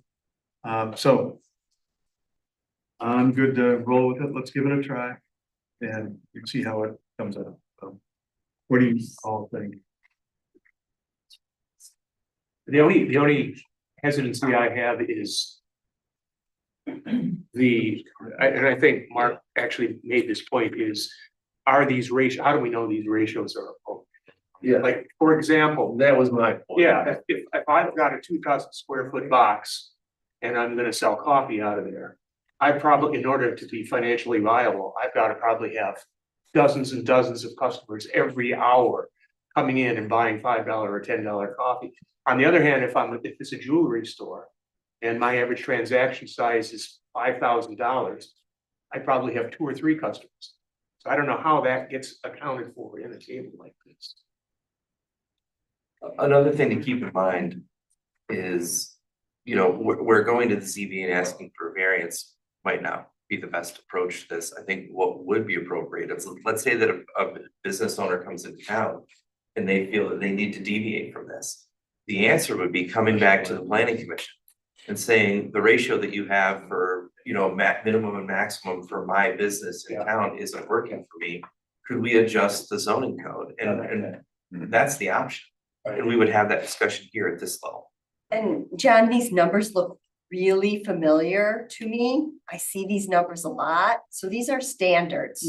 So he's just not like pulling these out. No, I see these numbers all the time. Right. I'm just saying I can see opportunities where they wouldn't be appropriate, but I feel comfortable with what judges. And if I may, being on a ZBA, that approach to me makes a lot more sense than the ZBA trying to figure out what the practical difficulty is. Yeah. It's so relative that I don't know how. Yeah, I Good. agree. Well, let's try to round this up then. Do we have concurrence to roll with it as stated in here? Where it says min max and it really is what you gotta do, a single thing. I'd like Give it a try. All right, beautiful. Oh, sorry. Way to go. And I hate to do this. Can I ask for one of the things separate from the table? I agree with everything that we've done. Okay. 2 items, both small. One is, there's a reference a couple places to stacking area, loading and unloading and stacking area. Is that a common term? Okay, as long as that's common, I'm good.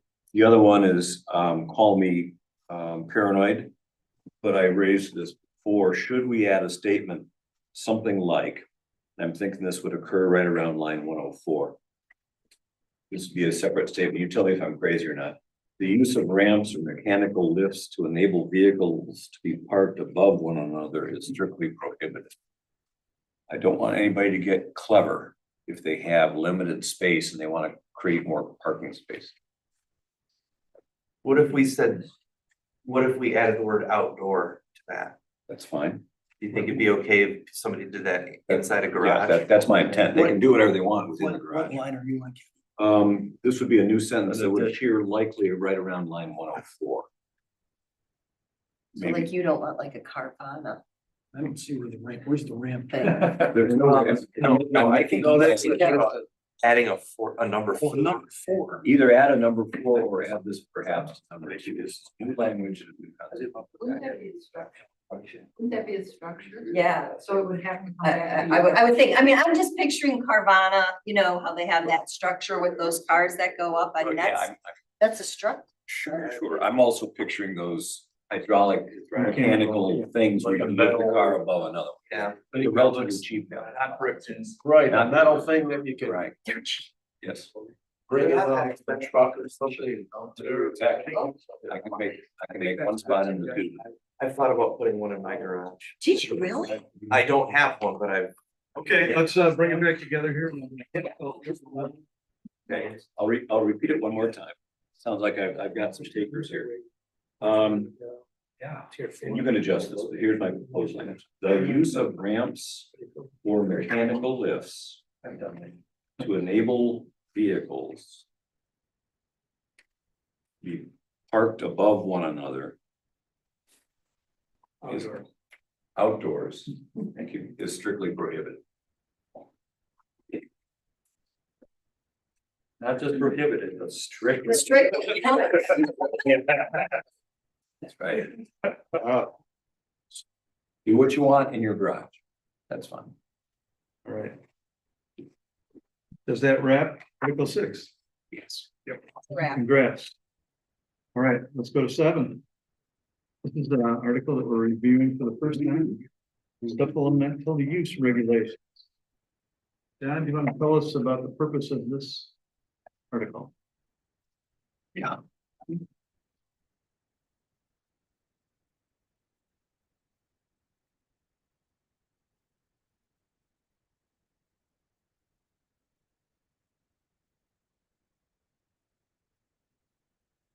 purpose of the article is that when we have a special use permit, and remember we have permitted uses and then special uses. In some cases, a special use they always have to meet at least a standard set of criteria, which is in the article, special land use article. In some cases, though, you may want to have supplemental regulations. They meet, like, I can't remember, it's either 4 or 5 standards, but in addition to that, they would meet supplemental use regulations that are in this chapter. For, the one that we have, for example, is accessory dwellings and accessory dwelling units. So an accessory dwelling unit needs to meet 4 or 5 basic standards. Plus, they have to meet the requirements in the supplemental use category. And so in the table, when we get to that table, it'll have, an S or a SUP for special use. It'll have like an asterisk, and the asterisk says if it has an asterisk, it also has supplemental use requirements. So that's the reason for this. So for the question, if you have to have a special use permit, it's typically more restricted than by right. Correct. Good. Okay.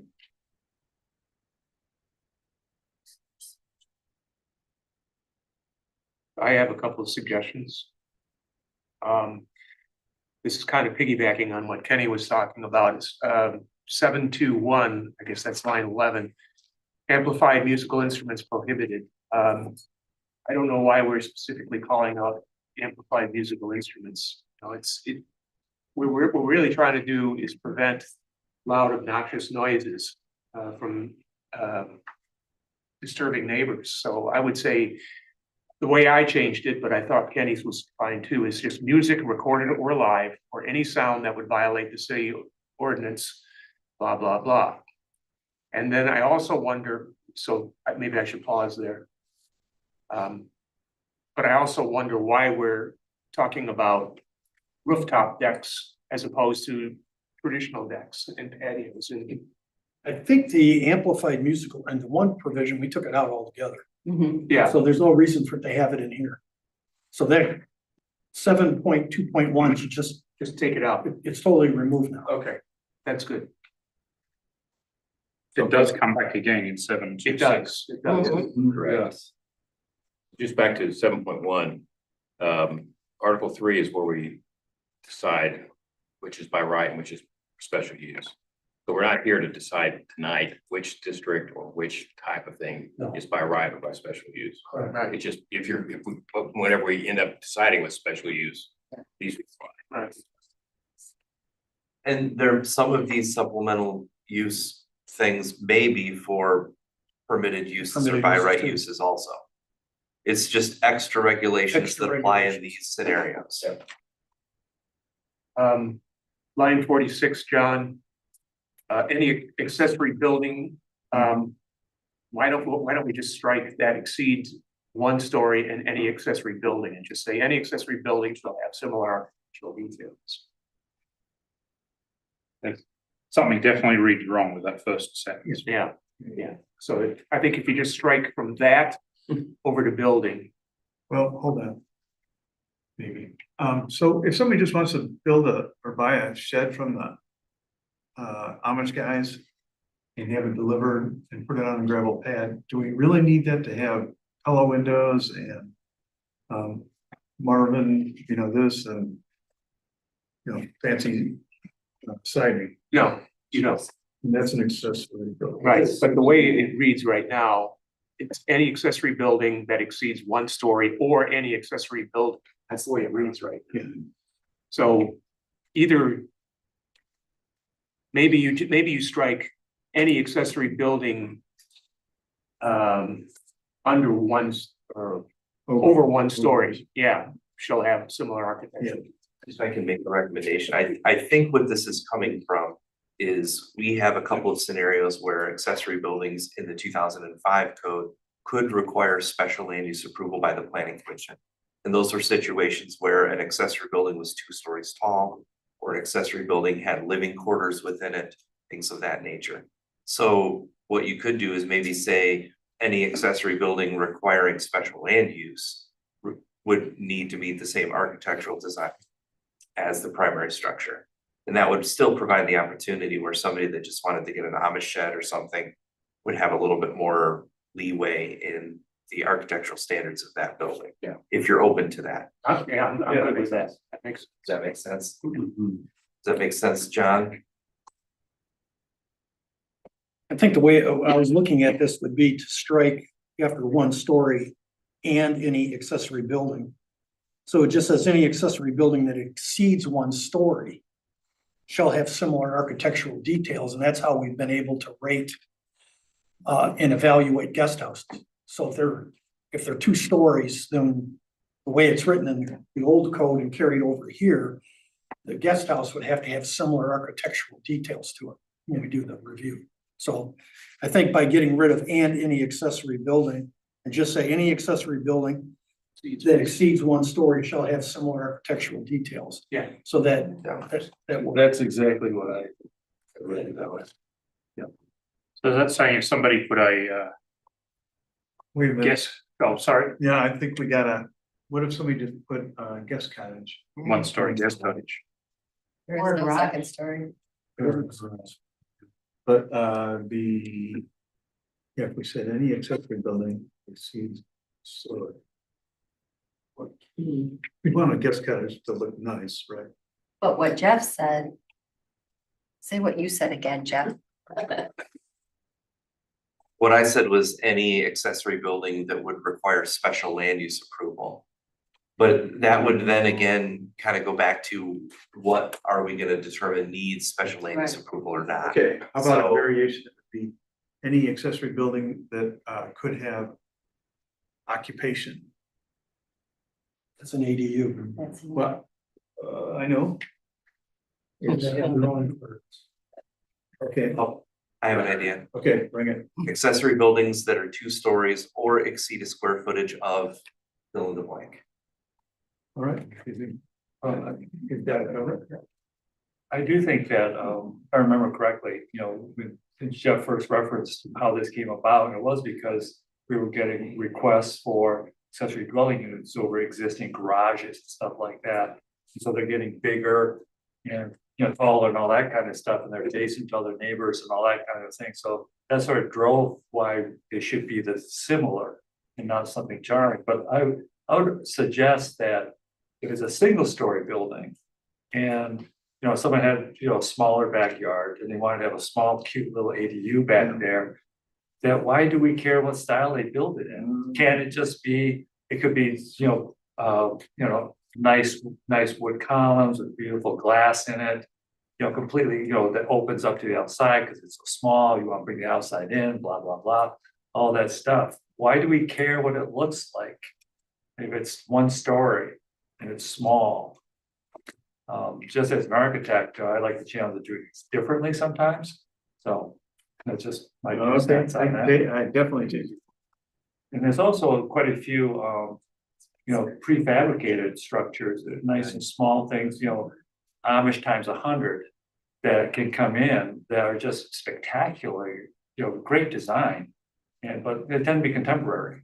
I personally don't have a problem with that, but it's just. Can I just ask a quick question? What are you defining as similar? Well, that's what I would attack if I was bringing something up here. I'll go right after that. I can argue that it's similar and you might say it's absolutely not.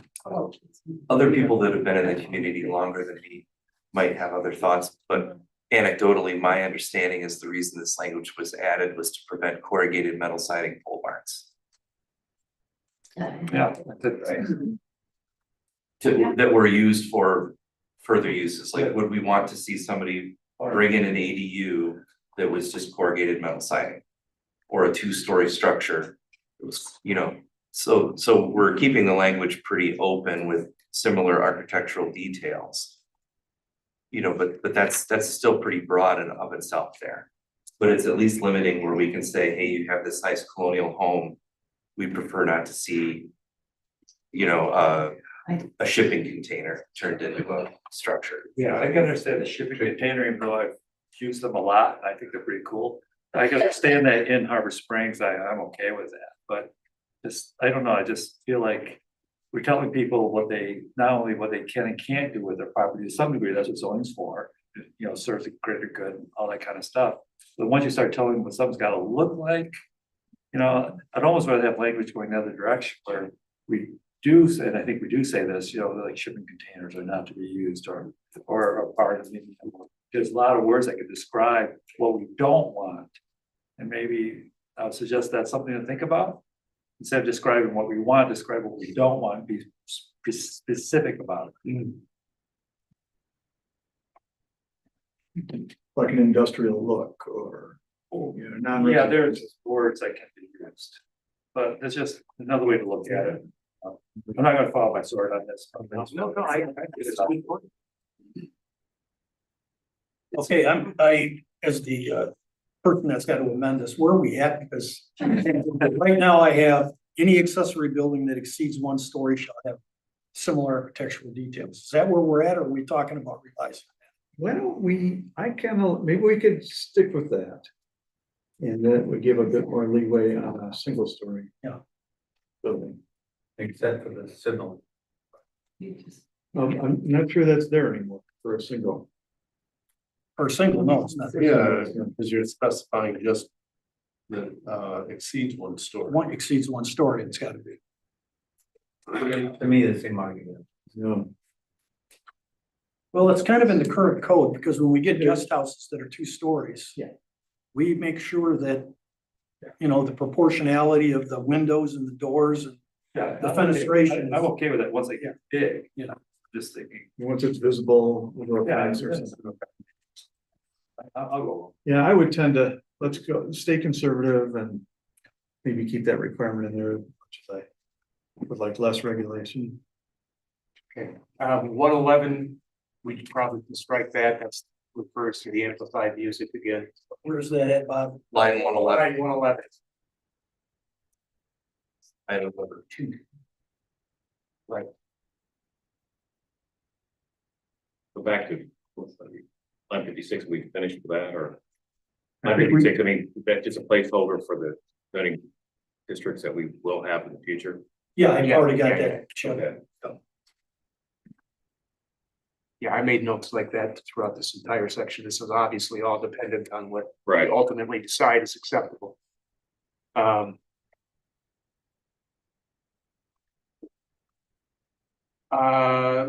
Line 164, I'm just curious as to why we want to call out specifically outdoor furniture. How would you enforce that? That's a good point.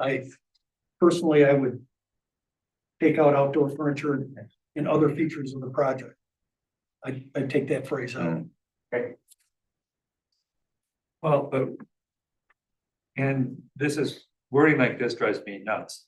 You know, it's the project should provide a cohesive theme and work together for design consistency. But they're all softball words that I could use against any committee and, you know, challenge the heck out of it. And they're softball words I use against a developer.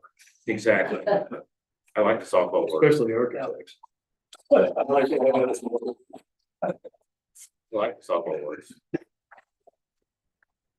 All right, so we okay with taking outdoor furniture as a Yeah. requirement? All right, good. Be in the eye of the beholder. Line 377, John, I think we're missing the word may. Square feet of side and rear yard area may be stored or parked on any lot. I think we just need to add the word may there.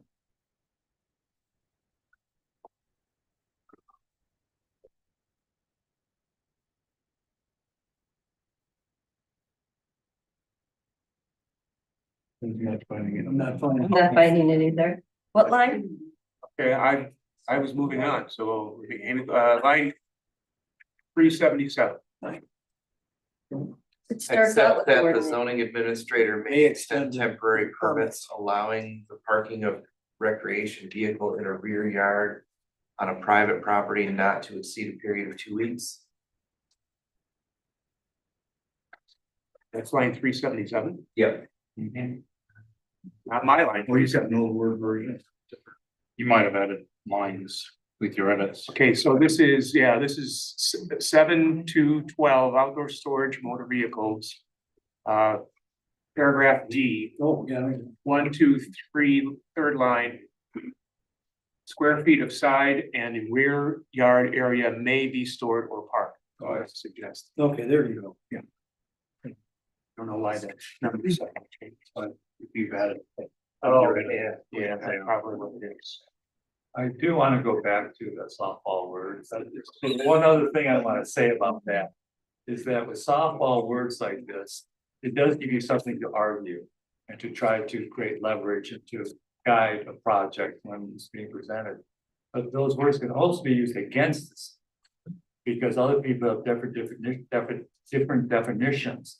If you come up against somebody with deep enough pockets, they can use those words and to cram their project through. You know, because there's two sides of that coin. It doesn't always work in the favor of the city. I can only point. Okay, I'd like to talk about electric vehicle charging stations. Thank you. What line?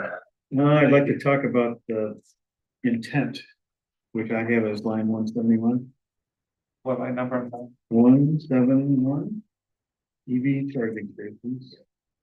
So I don't think it's the city's intent to encourage the use of electric vehicles. I don't think that's the role of the city. So I think I suggest. I totally agree, but my question is, was it set in the master plan perhaps?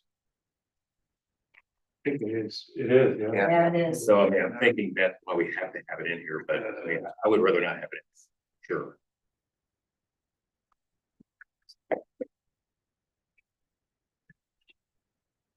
Is there a way we could improve the wording without, or Chip, do you recall some? Just take the thing, take out stuff that's not our encouraged, you know, facility. Just remove encourage, let's say the intent is To to, accommodate EVs. Or, intent is to facilitate the use of electric vehicles. okay, But not all right. encourage. Yeah. Right, because then you're taking. Right. Yeah, I agree. And I'd also suggest that we say, use of electric vehicles can provide instead of expedite the establishment of. Yeah, right. We're not in a race. And then, get rid of cost effective. I just don't think that phrase belongs in a zoning code. I agree. Yeah. Somebody can choose to lose money if they want to. Well, I think, having done it myself in my garage, I think you need to specify, it doesn't, it's specifically outside the home. Yeah, so let's talk about that, Jen. If somebody wants to put in a level 1, 2, or 3 charger in their garage, would this apply? I believe it does. Some communities are starting to regulate that because it is in some situations becoming something that potentially could be a hazard. If not done right. That's not in a building code somewhere or? This is permitted locations, Electrical. 7.2.8C. Yeah, I thought it was in here. Yeah, yeah. Well, well, it's one- out here, see. One, it says, I mean, if you want it in your house. Today, if I want to put in a level 2 charger in my garage, don't I need to go through a permitting process because of electrical anyway? Okay, so it has to be done safely per things outside of the zoning. code. That's correct. That's what this says. And it specifies this So, here. so I think we're protected in that sense, but what I would suggest is, maybe this will help clarify this whole section. Is electrical vehicle charging station is not defined in section 14. I didn't see it anyway. So I'm proposing 2 definitions that go way back there. Electric vehicle charging station is a charger with 1 or more parking spaces designated for parking and charging electric vehicles. That would be different than someone putting a charger in their garage because it is tied to creating a parking space. And then we would define electric vehicle charger as an electrical box designed to transfer electricity from the grid to electric vehicle in order to add driving range. That is something that would be handled through the electrical certification process if it took place within a person's garage. And my point in all this is that what we hear about in a zoning document is when it creates a new parking space and all those requirements. If they're putting a box in their garage, they should be free to do that as long as they follow all procedures for safety and electrical installation. So I think that's something that we should probably also look to the electric vehicle market and see what language they're using. Because I think that when you look at that and you search for charging stations, people's individual charging stations in garages show up. So I think it's just important that we use similar language to what their normal nomenclature is, so that there's no confusion in what they're doing and what we're meaning, that's fine. whatever that language might be. Right now, the industry is level 1, level 2, and level 3. Right, So you have to kind of use that as your baseline. that's right. Yeah. And level 1 is Residential. right. Pretty much. Well, level 2 can also be residential. Residential. And level 3, there are residential level 3s, but I don't know of any in Michigan.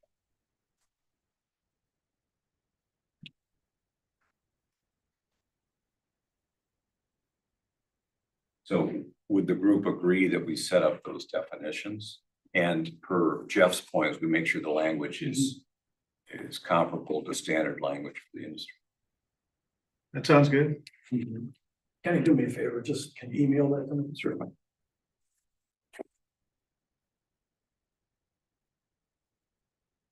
Should we Okay. allow level 3? We have level 3 in here. Okay, should we allow it? Is that okay? That's what I'm seeing on commercial, like outdoor charging stations are level 3s. Okay. All right, anything else in this I section? have a question. So the public electric vehicle charging stations are reserved for parking and charging. Is that designed so that if you have an EV, you can park there and not charge? I've done that. Well, yeah, but I mean, that's not the intent. No, I realize. So, I mean, it's, I think just hanging out because there's no other parking space, because it just means you happen to have an EV. I know a lot of states have incentives like where you can go in an HOV lane if you have a EV car or things like that. So I think it was more to incentivize the. So I think we take out the word Yeah. park then. Yeah. If We're not here to incentivize You're it. saying to charter. Yeah, if you're charging, it's okay. but- Okay. I would agree with that. What happens, I have some familiarity in this, I've worked in the industry for a while. What tends to happen practically, forget about writing code, is, well, when an internal combustion engine car parks electric vehicle charging spot, they call it icing, which is a national thing to do. But when an electric car person parks on a charging station, in order to charge, they will charge. Oftentimes, electric vehicle people partner with each other to say, I'm now done, you take over my spot. And it actually happens in a pretty collaborative way, just, on its own. And so the fact that somebody could park their EV in the spot and block someone else from charging, that's possible, but I don't think it's anything we need to worry about. It's just my thought. Yeah. And wouldn't that be in the city code anyway, the police powers, or is this? Just try to work park out of there, so. Yeah, I take your point. All right, did you get that down? Take out. Tell me where it is. Yeah, I was just what following line the is it? conversation. That was, Line 320, 223, no, we didn't, removing the yeah, 223, sorry, Parking. reserve for charging. charging, removing parking and Oh, I see. I have a couple of other clerical ones, sorry. Great. Section 7.2.8. Item D4A, which is line 238. And this occurs again, line 244. Change battery charging station to electric vehicle charging station. That's for consistent language. Yeah. And then a similar kind of item, 7.2.8, item D4A and D. These are lines 253 and 254. Change electric vehicle charging systems to electric vehicle charging stations, and just to be consistent.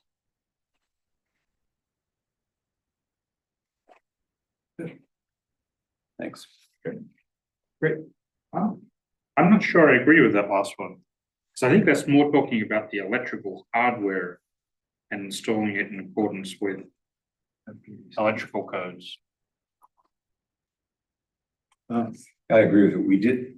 We defined electric vehicle charging stations way in the back and in section 14, but we didn't define systems. So I thought I would just follow to that. Your point's well taken. We may have to go back and define what a system is. All right. Kenny, do you want to take the assignment to do us up 3 definitions and make sure that we're consistent with terminology? Yes, I've got the placeholder language that I'm going to send to John. And Tony, do you want to change that last one to include the word systems? Or do you agree with me that we can default back to stations? If so, I'll have to make another definition.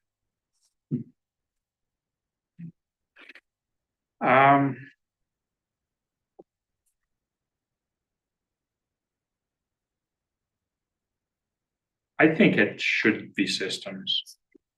I think it's referencing the NFPA 70 code. I think I kind of agree with Tony. It's about physical hardware rather than hardware. Okay.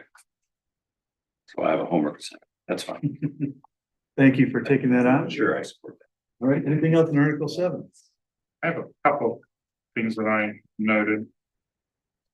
I mean, 727, item A, which is line 123. To allow duplex and triplex, obviously that still needs to be decided as housing type in residential neighborhoods. I think we need to put a placeholder there to define what residential neighborhoods we're talking about.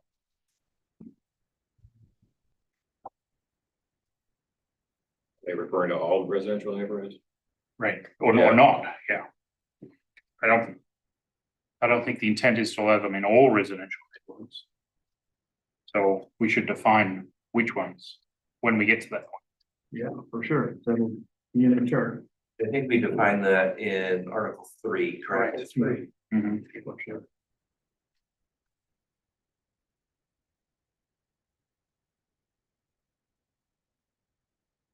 That point, so I guess we can wait and define those things in Article 3, but I just had suggested line 33 saying homes shall comply with lot coverage and setbacks of the district in which, just leaving out RN or RW period. We substitute the new act. Yeah, or just, you know, in the district in which the property is located and permitted. Yeah, that way we Okay. don't have to mess with it. Right, and same with line 146.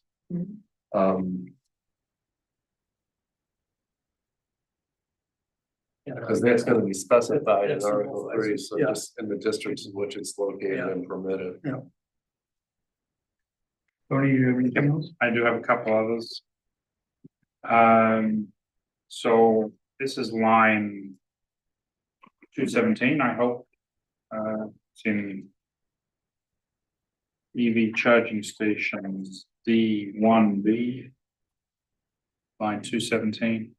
We're talking about maximum, minimum parking space requirements. It currently only says maximum, but if we're referencing back to the parking section we just talked about, it probably should say minimum and maximum. Yeah, okay. Yeah. Same page, line 250, which is subsection 4C. Electric vehicle charging stations shall be installed not less than 10 feet from any building. I was a little confused about that. Certainly the city-owned parkings, charging system down at the Harbour Masters building is not within 10 feet of a building. This is not less. Not less, sorry, I read that wrong. You could say more. Double negative. Yeah, well, maybe that's where I got confused, not less than. Okay,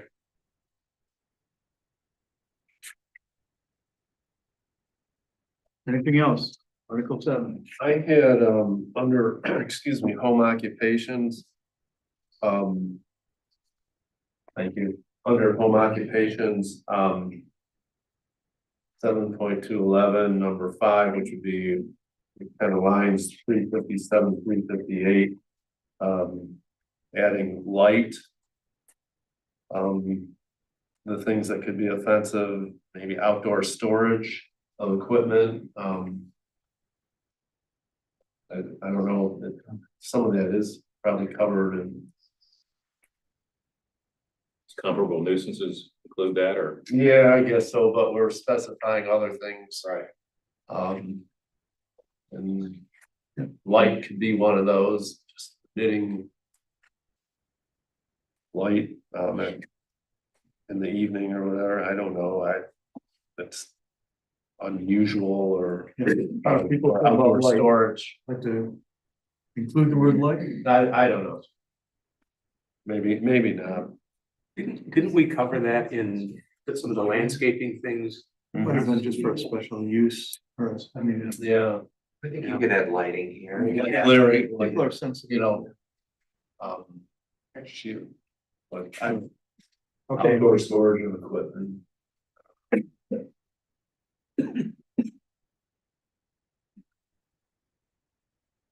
No, I think you can put outdoors.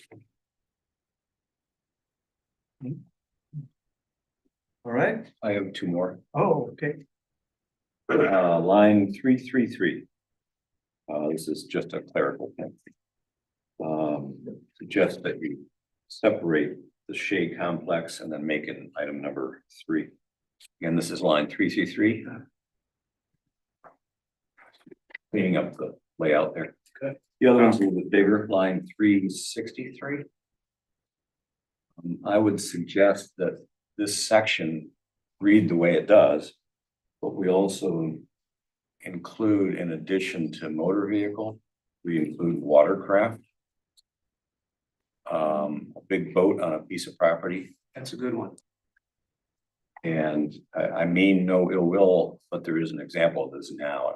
I'm by no means recommending any actions, punishments, things like that, but corner of Lake and Sergeant. Been both there for a number of years. And I use that as an example, because if we're writing code, that's something that we shouldn't allow as a by right use. Do they have motor? I think we cover watercraft in another section for recreational vehicles. That's And what there's I a had. whole section specifically for them. Right. And the one that you're referring to on Lincoln Sergeant has been there longer than we've had code, so it's an existing non-conformity. Yes, I figured that. Wow. So They have to be parked in the rear. Yeah, we have specific portions of the Yeah. property where we allow recreational vehicles to be stored. Cause I was looking for that in here too, and I thought it might be in another It's in article. general.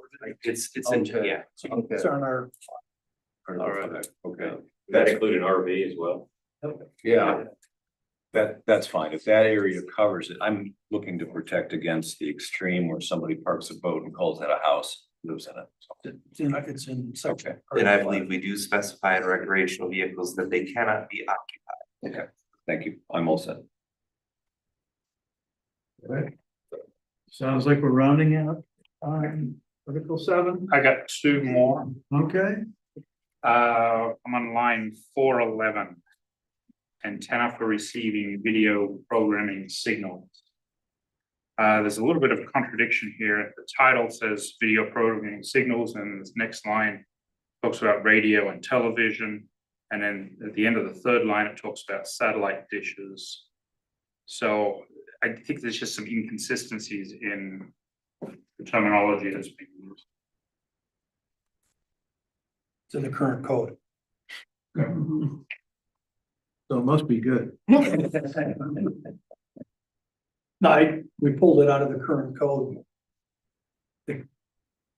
the way that it was written, I kind of figured maybe you had some problems in town with somebody that was getting a little bit too aggressive with antenna, because I don't really see this in a lot of codes, but it showed up in the Harbor Springs code, so I figured there may have been a problem that the community was trying to address. Well, there's 3.5 pages of it, so. Yeah, it's, I mean, I never really see this in the other codes, amateur radio, citizens band radio antenna. So I figured it must have been an issue here. Yeah, I just don't. What's the validity of all of this stuff? You know, wireless communications and telecommunications are now covered by state statute, and local units are, have been that, local units cannot control that anymore. Right. But like I said, I have never seen a more exhaustive set of regulations in the zoning code for this. So I figured this had to be specific to Harbor Springs. I think it took so long for infrastructure to come in as far as internet and things like that, so. My recommendation would be to get rid of it. I agree. Yeah. I was imagining, you know, the big triangular metal towers that we used to climb up, you know, in someone's backyard. Let me ask this related to it. I think one of the themes in all of these paragraphs is you can't have an antenna taller than your house. If this all went away, would that aspect be covered in another area of the zoning code with structures or something like that? You could put it in Article 5 general provisions, which covers every district in the community. And that way, if there's somebody who's really into ham radio, then you know, you can keep them from building the ultimate antenna. I think they're covered under their own stuff, but we can't regulate them. You can't regulate ham Oh, radios. sorry, bad Let's- example. Well, let's say for the sake of argument, John, that we removed all this language. We currently have in the 2005 code and the 2024 code, in each district, maximum heights for structures. That would cover everything that we have the ability to cover, right? Yep. That gets after what I'm looking for. And then anything that any other government agency So that goes gets, by, they that would. gets rid of 4 pages right there. Why? So in theory, somebody could have like a 35-foot satellite in their backyard. Satellite dish? Or it's, yeah, Or the, yeah. I think those days are kind of gone now, don't you think? Why? I also think there's some rules regarding, you have to have a certain amount of distance. You know, if you have a tower, if it falls over, it can't fall on your neighbor's property. You know, there's all sorts of little restrictions like that govern the location of, mostly came about because of wind generators. And a way to regulate wind generators, but the same thing would apply, I think, for putting up a tower. So that automatic. it's another protection. All right. Notification, setback and all that. Let's see, Susan, all in favor of deleting this section? Are we in sync on that? Yeah, there is it, 7 to 14. Great. You got it, John. Hey, great, great. All right. Okay, well, we'll show you. Last call on 6 and 7. You got one more audience? Karen. So going back, I don't have the line numbers, but section 7.2.6. Do you think we could add the dark sky provision to the lighting, and keep that throughout the code?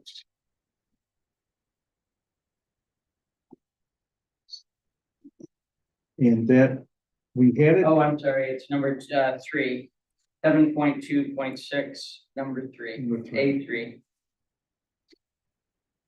and do you see something else that should?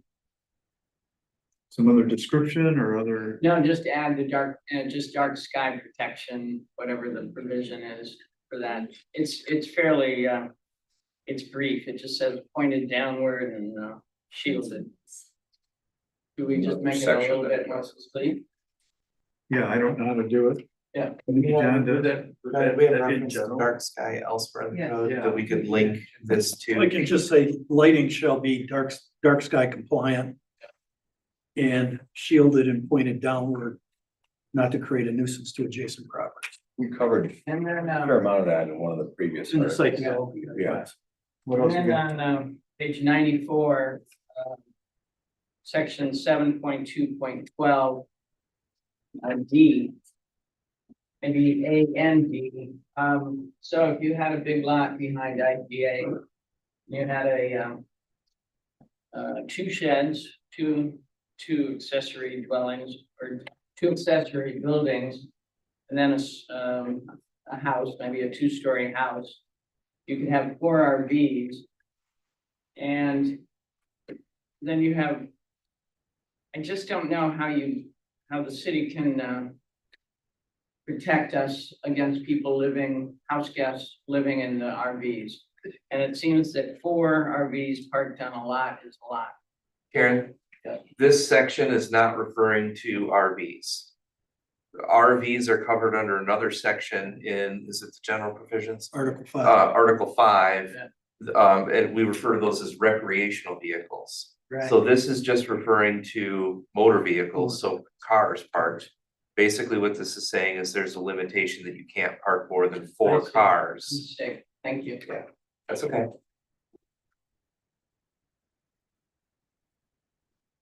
All right, last call on Article 7 for tonight.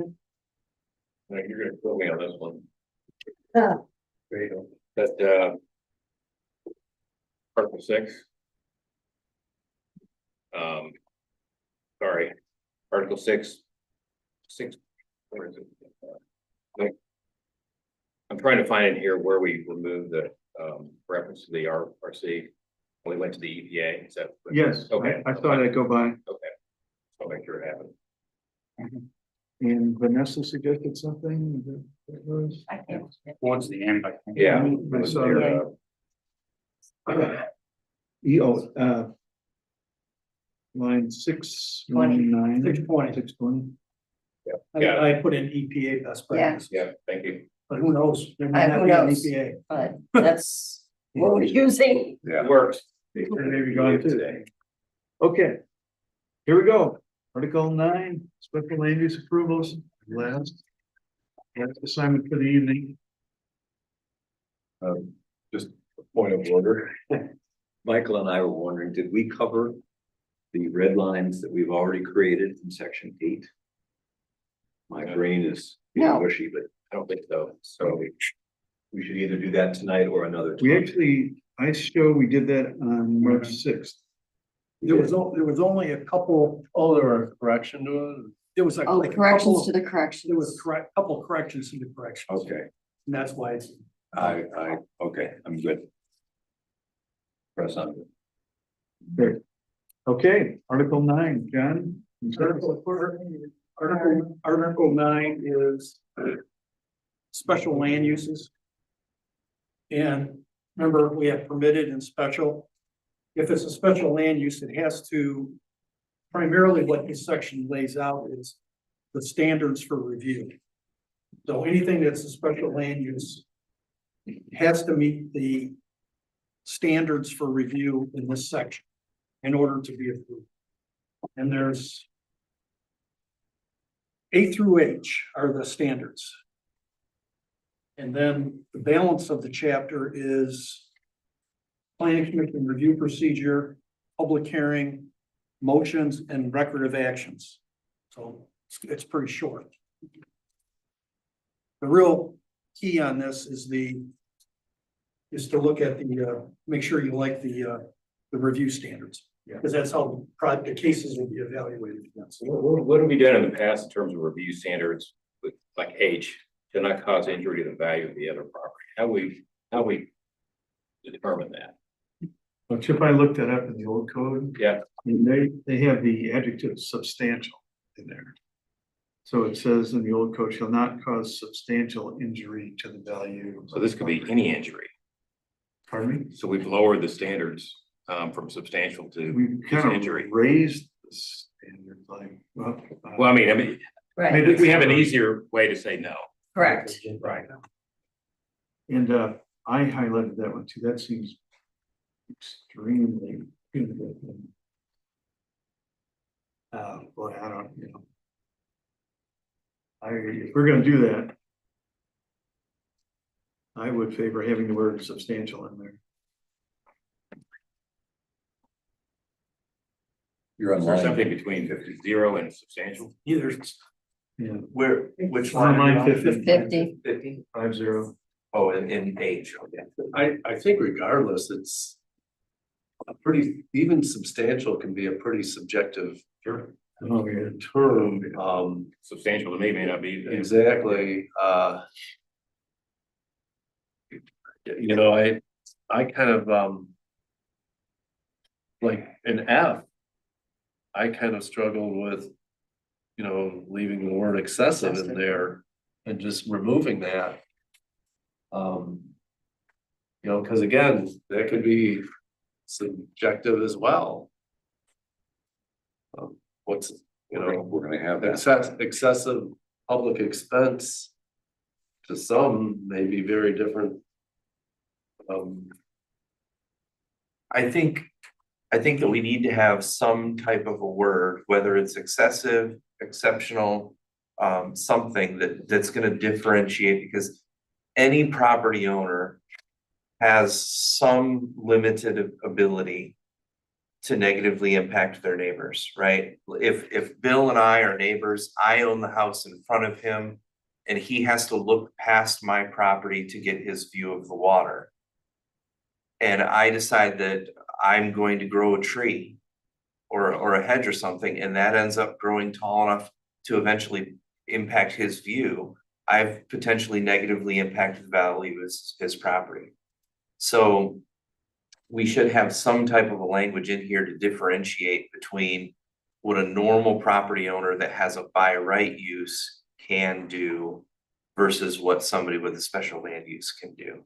In how much of an effect they can have above and beyond what a normal property owner, or what they can't do above and beyond what a property owner can do. Does that make sense? To be able to somehow quantify, because I think if we don't have any word, like in H, the proposed special land use shall not cause injury. If that's all it says, that's pretty wide open. And if a normal property owner could do it, we could create a situation where a special land use couldn't. And that would be unfair, that we're over penalizing a special land use beyond what a regular property owner could do.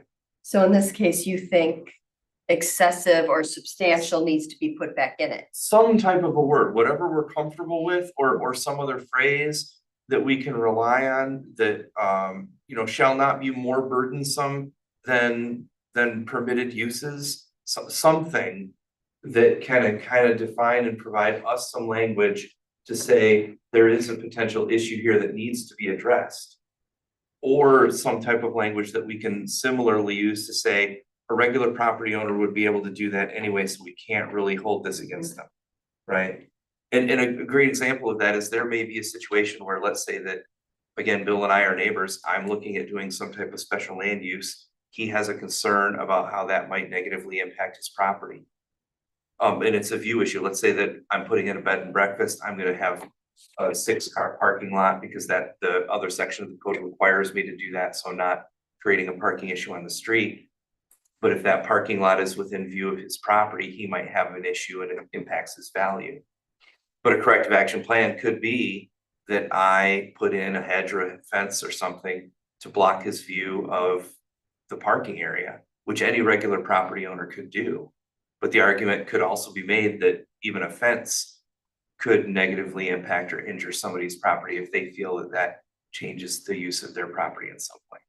So some language that we can use in either situation to bring a special land use in line, to say this needs to be done to be able to allow you activity, or to say, no, they're fine, they can do this, you know, if it's not above and beyond. Does that track? I get what you're saying. Yeah, I agree with what Jeff is saying, and we have to recognize that there's always gonna be softball language and subjective language. We can't get around that. But we can do our best to at least get it above the ground floor by putting in some language as you propose. Whether it's substantial or excessive, something. I like substantial. Yeah, let's go back to substantial. And that's what we had before. You guys okay down there? It's in the current one. Must be good. What about Al? You can get rid of excess. In line number 44, the proposed special land use shall not create excessive additional requirements at public expense for public facilities and services.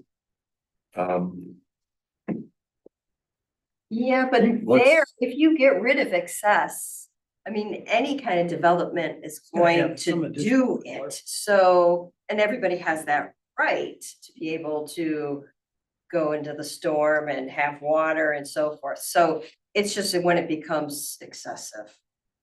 I mean, if I build a new house, I'm Yeah. adding more effluent Right. sewer system. Right, And 60 more feet of sidewalk. right. That's, But that makes sense. right, Okay, so we're gonna keep modifiers, we're gonna put substantial in there. Yep. We're gonna keep excessive, all right? Then I got a bigger one, and it's 9.5.2. It's the number of approval votes needed to approve a special meeting, so. Nancy, help me remember, we were evaluating this before, is 6 votes the right number, or in light of our, we've had a hard time getting a quorum? yes, it's 6 now, and we It's- talked about lowering it, but we felt that it was important enough to keep it at 6. People, Yeah. some people felt on the planning Yeah. commission that it should be more than a simple Yeah. quorum or majority. All right, so I'd like to call the question again. The way it manifests itself is somebody comes in with a request, we've got 2 planning commission members who are absent. So we're down to 7, and the person needs, like a 90% success rate in order to get his thing approved. Or he or she could come back on another day and try to get a better attendance situation for the planning commission, and that sets the project back and really stinks. It's not good. That's not good service. Yeah, I thought it was good to possibly lower it. I think Nancy kind of got caught up in something that pushed her back 90 days. Conflict of interest. Yeah. A number of times, Oh, and that lowered the number of people that could vote on it.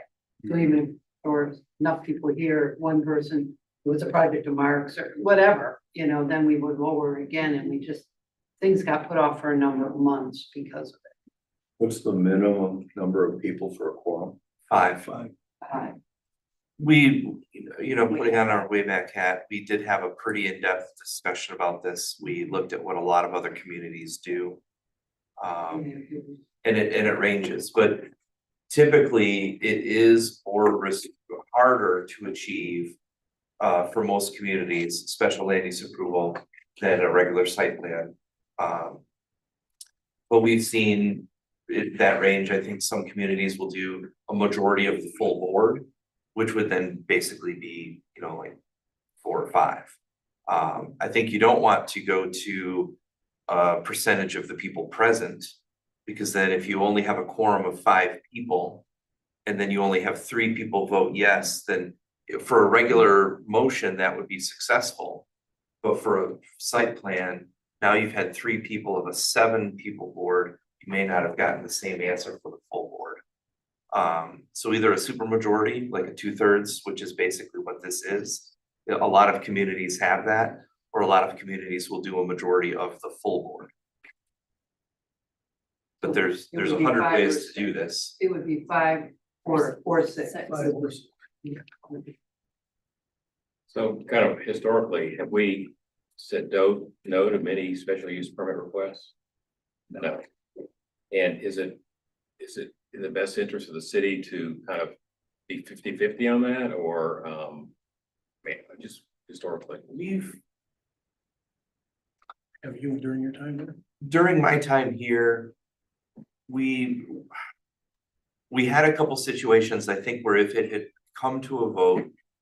Not that I can guess, but I think it may have been, it might not have succeeded. But in many of those cases, we identified some areas that were causing the issue and presented that to the applicant. And they basically said, you know what, we're gonna retract our special land use request. And we're gonna come back next month with a modified site plan that addresses these issues. So that's the answer you want. Yeah, and it really is, Yeah. yeah. That's a good thing. Yeah, and we have had a couple where, you know, they retracted to make potentially modify. And then they just said, you know what, we've changed our mind, we're not gonna pursue this anymore. We've had that happen as well.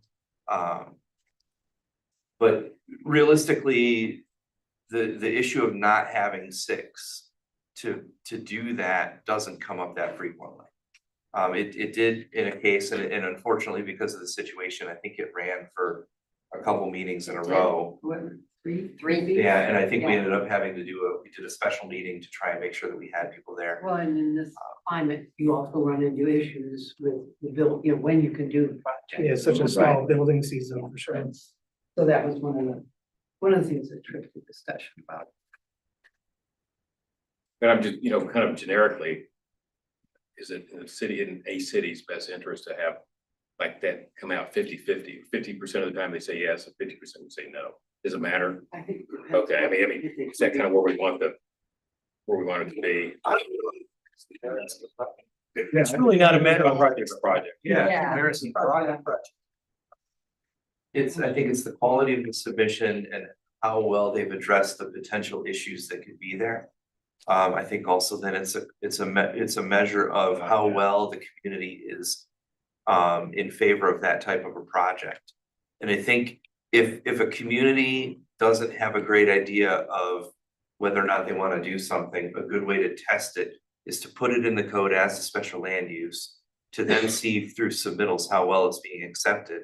And then if it's been accepted fairly well for a while, then maybe you can say, we don't need to have this as special land use. We can revert this down to just a permitted use.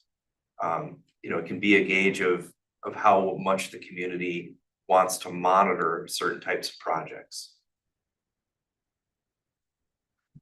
Okay, so do people have feelings one way or another on 5 votes or 6 votes for approval? I like the 6 votes. I like the 6 majority. You say stick with the higher number, Yeah. I would split that. make it harder, okay? Yeah. Sounds like we have consensus. Monica, I haven't called on you all night, do you? I'm so sorry. No, you're good. You have any thoughts for us on? Any of this? Not really, no. Sorry, no. Thank you so much for sitting in with us. Also, Monica has the definitions and she's mentally listening to terms that we talk about and making notes about what we might be. So she's doing all that and we never even knew it. Okay, I'd like to take a turn. Yeah, Right. please. Okay, this is still on Article 9. Line 15 and line 17. Let's see. Public notice stating the time and place of the hearing. We need to add the word date. It says 15 days before the hearing, but doesn't say you gotta specify the date, so I think we should do that. Again, that would appear in line 15 and 17. Just a question, line 32.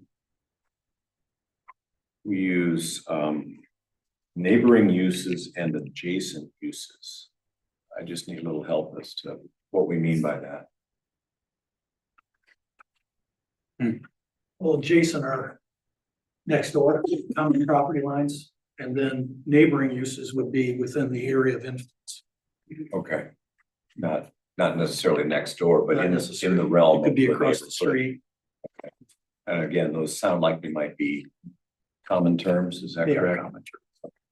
That's fine. Line 37. Do we need to add, this is a question, restrooms in addition to streets, police, fire protection, drainage structures, all that stuff? This is to make sure that public facilities and services are sufficient. Or is refuse disposal enough to cover what I'm talking about? I think, for, most buildings and things like that, the building code lists the requirements for fixtures and all that stuff.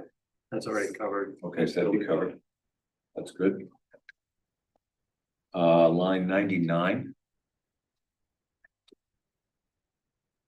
To promote the use of land in a socially and economically desirable manner. Again, I don't mind if somebody loses money. I'm thinking maybe the word would be environmentally, because we care more about the land. Does that make sense? Fine. Respond to that. I'm not sure. Anything with that? Okay, as a zoning code, do I care about economically desirable? Unless it's economically desirable for the community, not the owner.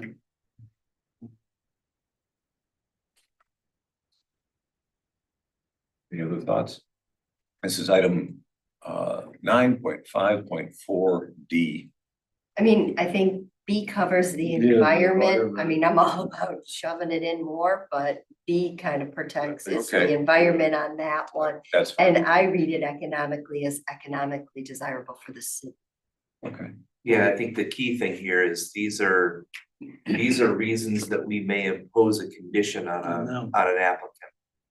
Okay. So, if maybe that last line could be socially, economically, or environmentally. If we're comfortable having the ability to provide a condition based on environmental. Yeah, I'll retract my suggestion is we don't need the word environment on D because we do have it covered on B. So the question is, do we want to maintain that element of economically? And I'm not going to follow my sword for that. So I think it's important because I think we do make decisions off of other people's neighbors as far as how they're affected economically, if there's. okay. So I stand corrected. We'll keep the language as it is. Line 124. Cluster housing is in the definitions in Article 14. But not cluster zoning.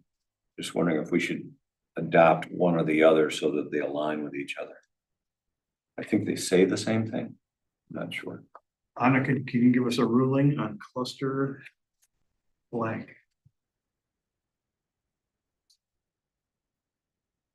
Got it on the alphabet. What do you see there? Tricky, because it could be zoning, cluster, Oh. or housing, cluster as well. I'm sorry. Oh my gosh, are you looking for cluster housing? Yeah, let's start there. We're looking for what's in the definition today. A development design technique that concentrates buildings in specific areas on a site to allow remaining land. Oh, no. Should I restart then? What's the title of That was the title of it. Cluster housing. Cluster housing. Is there another cluster? I'm not seeing another cluster, no. Yeah.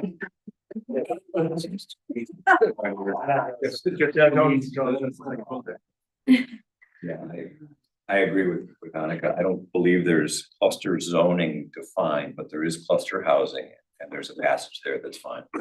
So all I'm asking is that we should align either the definition or this passage to be common. What's your preference? Any? Housing. Housing in this? Housing is. You got it. Last item, line 145. Adequacy of schools, parks, and other public facilities. Question for the group, should we add public utilities to that? Make sure that what they do is in alignment with the utilities that are available. It's fine. Yeah, that's fine. Just infrastructure. You want a different word? I'd say infrastructure. I think of public facilities as infrastructure. I think that's what it's intended to do. Public utilities is infrastructure. Yeah. Okay, that's fine. So just say infrastructure. That's it. Great. Any more thoughts on this one? I have one earth shattering one. Line 47 has an error space. Yeah, that's it. Oh, God. Wow, I missed that. I would have caused a refund. You've been fighting. I know I have. OCD. Okay, There's a what's missing? What is missing? There's a space in front of the word the at the beginning of. Oh, Oh. yeah, kind of like you shifted over. Oh,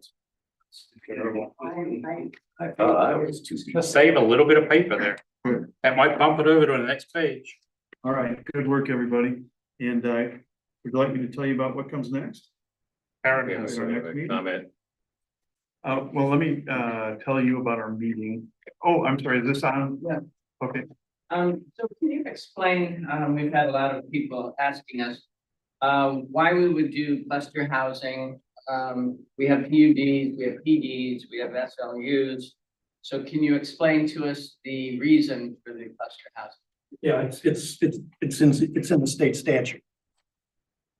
and it's in the old code Okay, as an option. So even if we don't have it in the ordinance, if somebody wants to do it because it's allowed under state They statute. can do it. In fact, if we haven't gone through Article 4, I think, what, development options? No, I'm thinking about moving cluster housing into land development options. Oh, Okay. Is that really, that's what it is? yeah. Because getting back to cluster zoning and cluster housing, how does the state refer to it in the statute? You know? I'll look it up. I can't recall offhand. all right, is everybody okay with that idea? So one point on that, if there are this or even like the ED thing, there are state rules Yeah, that we restate. yeah, And we've had trouble before where yeah, they conflict, like, shouldn't we just make a reference to the paragraph of state statute and not have it here? They'll change it and right, we won't. yeah, good question. We have, this is a little bit, state statute gives a property owner the right to do cluster housing on their property. But we can add some additional conditions to it, which these are. Ah, So we're stricter. so than there state. is some value potentially.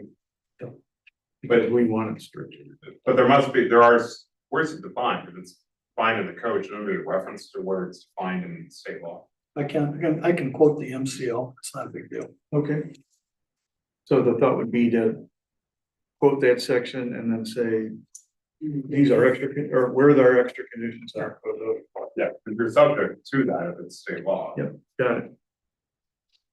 All right, and if you can think of another place like that, let us know. I think the EV thing is getting pretty close to like specifying electrical code. Yeah, yeah. I don't know specifically, but it seems like there's a lot more data in there. You want to do some research for us and see if there's a state? The electrical, the EV stuff came actually from Emmett County. Emmett County. When I prepared the EV ordinance, I had construction guys look at it. And they're the ones that gave me the specifics on the electric code citations. So that's how we covered it. We could reference them too. All right. Good. All right, well, let me tell you what comes next. So, good news, we have 4 weeks off. About that. And yeah, the next meeting is April 17th, 5:30 here. And we are going to go into the red lines of the articles that we talked about tonight. We're going to look at land development options and general provisions. And land development options is a good one. That's one with the planned development, so that's really important. And we'll review that from top to bottom. And then Article 5 general provisions look pretty short to me when I looked at it. Look easy. And here's what I'm thinking. At that meeting, why don't we have a preliminary discussion about the zoning districts and the map? No decisions required. Let's just get some ideas on the table. See if ideas about do we want more districts, less districts, different boundaries, that kind of thing, just so we can all be. I'd like to push that off until May, if we could. have more input. Oh, we're gonna have a ton of input in May. I'm just thinking, let's get some ideas out there. Yeah. And that would let us kind of, think about them like we did with parking for a couple. No decisions, just No discussion. decision. Right. And we may not even be able to get to a time wise, I don't know. But might be worth a try.